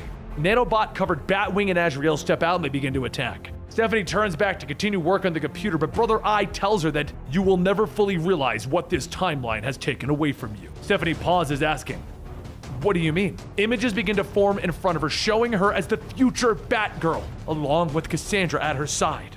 Back out on the city, Kate's vision begins to change, and she soon finds herself in Wayne Manor. She looks around asking, how is she here? And then suddenly colony soldiers begin running up. That's when she sees what Tim wanted her to see, the future of her giving orders to those soldiers to blow up the grandfather clock. As the soldiers get to work, Tim asks, do you see why I needed you to understand? This is what happens if you're allowed to continue down this path. This is why you need to die. Over in the server room, Cassandra takes off her mask, asking, it's us, Batgirls? And Brother Eye tells her, yes, you were accepted to be a part of their world. Cassandra Kane was no orphan. She was family. Stephanie Brown, your journey with the Bat only began as spoiler, but you would later become the next Robin. Now do you understand why they do not see you as a threat? Those versions are your better selves. You are not that. You are second rate. You will never measure up. Stephanie begins to cry, and then she stops and begins to laugh. Brother Eye says, I do not understand. Are you laughing? And as Stephanie hugs Cassandra, she taps the button on her wrist stating, I'm doing more than that. Just then Brother Eye begins to say, ever. And Ulysses asks, what the hell did she just do? Stephanie calls out that they wanted to hurt her by showing her what another version of her pulled off. And all you did was prove that I'm amazing no matter what life I live. You also just gave me access to the entire history of a timeline I didn't know existed. Now I'm gonna use that to beat you to the ground. Out in the city though, Tim brings Kate back to her senses telling her, I needed to bring you to the fold, but instead, you could have been the one to end it. Now you know why. Just then, Stephanie's voice comes in over the radios telling him, yeah, that's not really what happened. Kate asks, spoiler? And Stephanie tells her, hey, spoiler stuff's in the name. Turns out Brother Eye and Ulysses have been playing with time from the start. Ulysses shouts to Brother Eye, call back the OMAC to the Belfry. Kill those idiots before they ruin everything. Stephanie turns back, telling Cassandra, I'm gonna need a few minutes. And Cassandra tells her, don't stop. I won't let them get you. She runs back to fight with Bruce, and Bruce tells her, I'm so sorry. I didn't want to bring you into this. I didn't want you to get hurt. And Cassandra says, just saw another world. I'm not doomed to be bad. I am a bat. This is where I should be. Stephanie jacks back into the network, telling Tim and Kate that she's only got a few minutes, but after seeing what really happened, she could see what drove Tim insane. Kate did shoot Bruce, but Brother Eye only showed them what he wanted them to see. Tim's projection then changes to the time moments before Bruce's death, with Kate telling him that it's bad out there. The government isn't going to ignore what he's doing anymore, not after what happened with the League. But he can play cat and mouse around the world all he wants. Nobody's going to call her out for letting Batman slip through her fingers time and time again. Bruce looks at her and says that they don't have time for that. He's dying. The radioactive isotope that he was exposed to constructing the Brother Eye satellite. I'm paying the price. That's why I couldn't stand back anymore. That's why I wanted to set as much right before I put this whole dream to bed. Starting with Brother Eye. After he finishes his final protocol, he'll self-destruct, eliminating the files on the Bat computer and disable every vehicle and weapon that we have ever made as the Bat family. Kate asks, "What are you saying?" And Bruce tells her, Batman doesn't have to be eternal. Batman was an idea that I needed to live. All the people who have followed me on this dark path, they were all so good. So damn good. But Batman was an idea that holds them back. Hell, look at Tim. He's at Ivy University building his future. That's all I wanted for him. That's all I wanted for all of my children. Bruce then grabs Kate's gun, holding it to his chest in this future, telling her, I've already recorded a final message to the family on Brother Eye. That way they will all know that I saw this moment coming, that I chose for this. You will pass President Waller's psychic probing. She will see that you did kill me. Please. Plus, I'd be spared a few more minutes of extraordinary pain. Kate begins to cry, stating, "I've always been honored to have been called family. Goodbye, Bruce." And that's when the gun went off. Tim begins to scream, "No!" And Stephanie says that the real Tim is starting to push back against the programming. Tim falls to his knees, stating that future Tim, he didn't know that this is what happened, did he? That's why he became evil. He thought she killed him. And Stephanie tells him no. Brother Eye deleted the message that Bruce sent out. He wanted the war on crime that Batman promised him. And Ulysses shouts, and Brother Eye was right to want it. He just wanted to push Tim a little. Stephanie then asks, by what? Tearing the Bat family apart, rebuilding it? Everyone in the world is dead, and Tim was the one who killed most of them. That's why I'm giving Tim a free choice. He can choose to continue on this path and build the Gotham that his future self built, or he can choose this future and shut down Brother Eye. And Tim asks, why should she even trust him with that? And Stephanie tells him, because it doesn't matter if he's Robin, Red Robin, or Batman. It doesn't matter if she's, spoiler, Robin or Batgirl. She knows Tim Drake, and she believes in what he stands for. She knows that he'll make the right call. A few seconds go by and the Belfry begins to rumble and Brother Eye calls out, error, error, signal disturbance. Ulysses begins to shout, no, don't listen to her. We're so damn close. You can't let some idiot girl make you into some irrelevant nobody. Stephanie runs up punching Ulysses, yelling, yeah, well, I just did. Outside, Kate asks Tim if it's really him, and he tells her, yeah, he's trying to keep the tower together to make sure everyone can get out. But even after trying to not become what his future self was, his dream was still weaponized and is something that can kill everyone and everything that he ever loved. Kate says, well, her good news of the day is that she stays with the colony and still ends up killing Batman. And she doesn't want that in her life. Tim begins to rip away from his connection at Brother Eye, and as he lets go, he says that it was his dream. It turns so ugly. She hugs him and he asks, what comes next? Where do we go from here? Where can we go? Kate tells him that she doesn't know. She really doesn't know, but they'll figure it out like everyone else does, one day at a time. Soon the Belfry Tower fades into nothingness and 3 weeks go by. Bruce and Kate sit down for dinner and Kate asks, it's never gonna feel normal, is it? Bruce says that he heard that Jacob has been cleared out of his court-martial and reinstituted as colonel. Kate laughs, stating, you heard, huh? Bruce says the president assured him the colony doesn't exist anymore. This is the cost of reinstatement. Kate then says that if it does get recreated, she had nothing to do with it. After everything that happened, it's time for her to stop listening to what others want her to do. Luke agreed that he's putting on the Batwing costume for a bit to focus on the Brother Eye tech to make sure that nothing like this happens again. Azrael needs more, and he spoke about seeing things from a greater perspective, and she heard that he had a long conversation with Cyborg. Bruce grabs his glass, stating, do you plan on wearing the bat while you figure yourself out? Kate asks, are you gonna try and stop me? Bruce tells her that she's the closest family that he has in the world right now. They may not see eye to eye, and that may frustrate him, but he wants to be a part of her life as much as he wants her to be a part of his. Later, as Kate walks out of the restaurant, Jacob calls and asks how it went. Kate asks, you didn't listen in? And Jacob tells her, well, it's hard with just a laptop now. However, I got a ping on an old tip, something about a new coven of the religion of crime. Kate suits up telling him, good. Sounds like a job for Batwoman. Meanwhile, over at Leslie Tompkins' clinic, Leslie tells Cassandra that she's so happy that she'll be joining them. But Bruce wanted to be clear that she doesn't have to stay. Cassandra tells her, I want to be a better person, good at person things. Leslie laughs, opening the door to her room, telling her, well, I think we can help you with that. I also called in the help of an old friend to help tutor you until we can seriously sit down and talk about enrolling you into high school. The door opens up and Barbara finishes setting up her books, stating that she's so excited to be working with her. Cassandra shouts, Batgirl? And Barbara tells her, in here, Barbara's fine. Or Babs. I understand you already have a good understanding of the written word, but trouble vocalizing. Figured we could start there and maybe work up to Shakespeare. Cassandra begins to quote Shakespeare's Tempest, and Barbara says, wow, maybe we can skip ahead a few lessons. You really are amazing. Outside of her door, Clayface cries. And he says, yeah, she really is. And he leaves a note in the door. As Clayface heads outside, he sits in the car. And Dr. Veronica asks, does she see you? Clayface tells her, no, she's doing fine without me. I'm ready now. Let's get the hell out of this city before I change my mind. It's time to become something new. Elsewhere, Tim gets into a car and Stephanie asks, are you sure you want to do this? And Tim says after all the things that she saw, he has so many things to ask. And now they have all the time in the world to figure out the answers. Stephanie pauses and tells him, they? Us? And Tim says that he's seen the lonely path and what it does to him. He's gonna need someone to keep him honest. If she wants to come with them and see where the road takes them. Stephanie stops and telling him, yeah, I'd like that.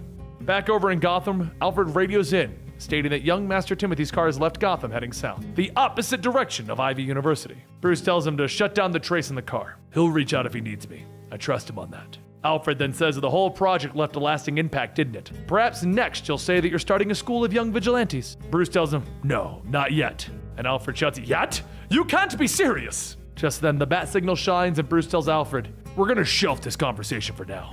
Send a message to Jim. Tell him everything's gonna be all right. And there you have it, today's full story. I hope you guys enjoyed. And don't forget to like, subscribe, and hit that notification bell right here on this channel, as it will only ever be receiving full stories from the other channel. And if you want to see the videos as they come out, make sure you go check out the Comicstorian main channel, where you get 5 days of videos a week. I'll see you next time.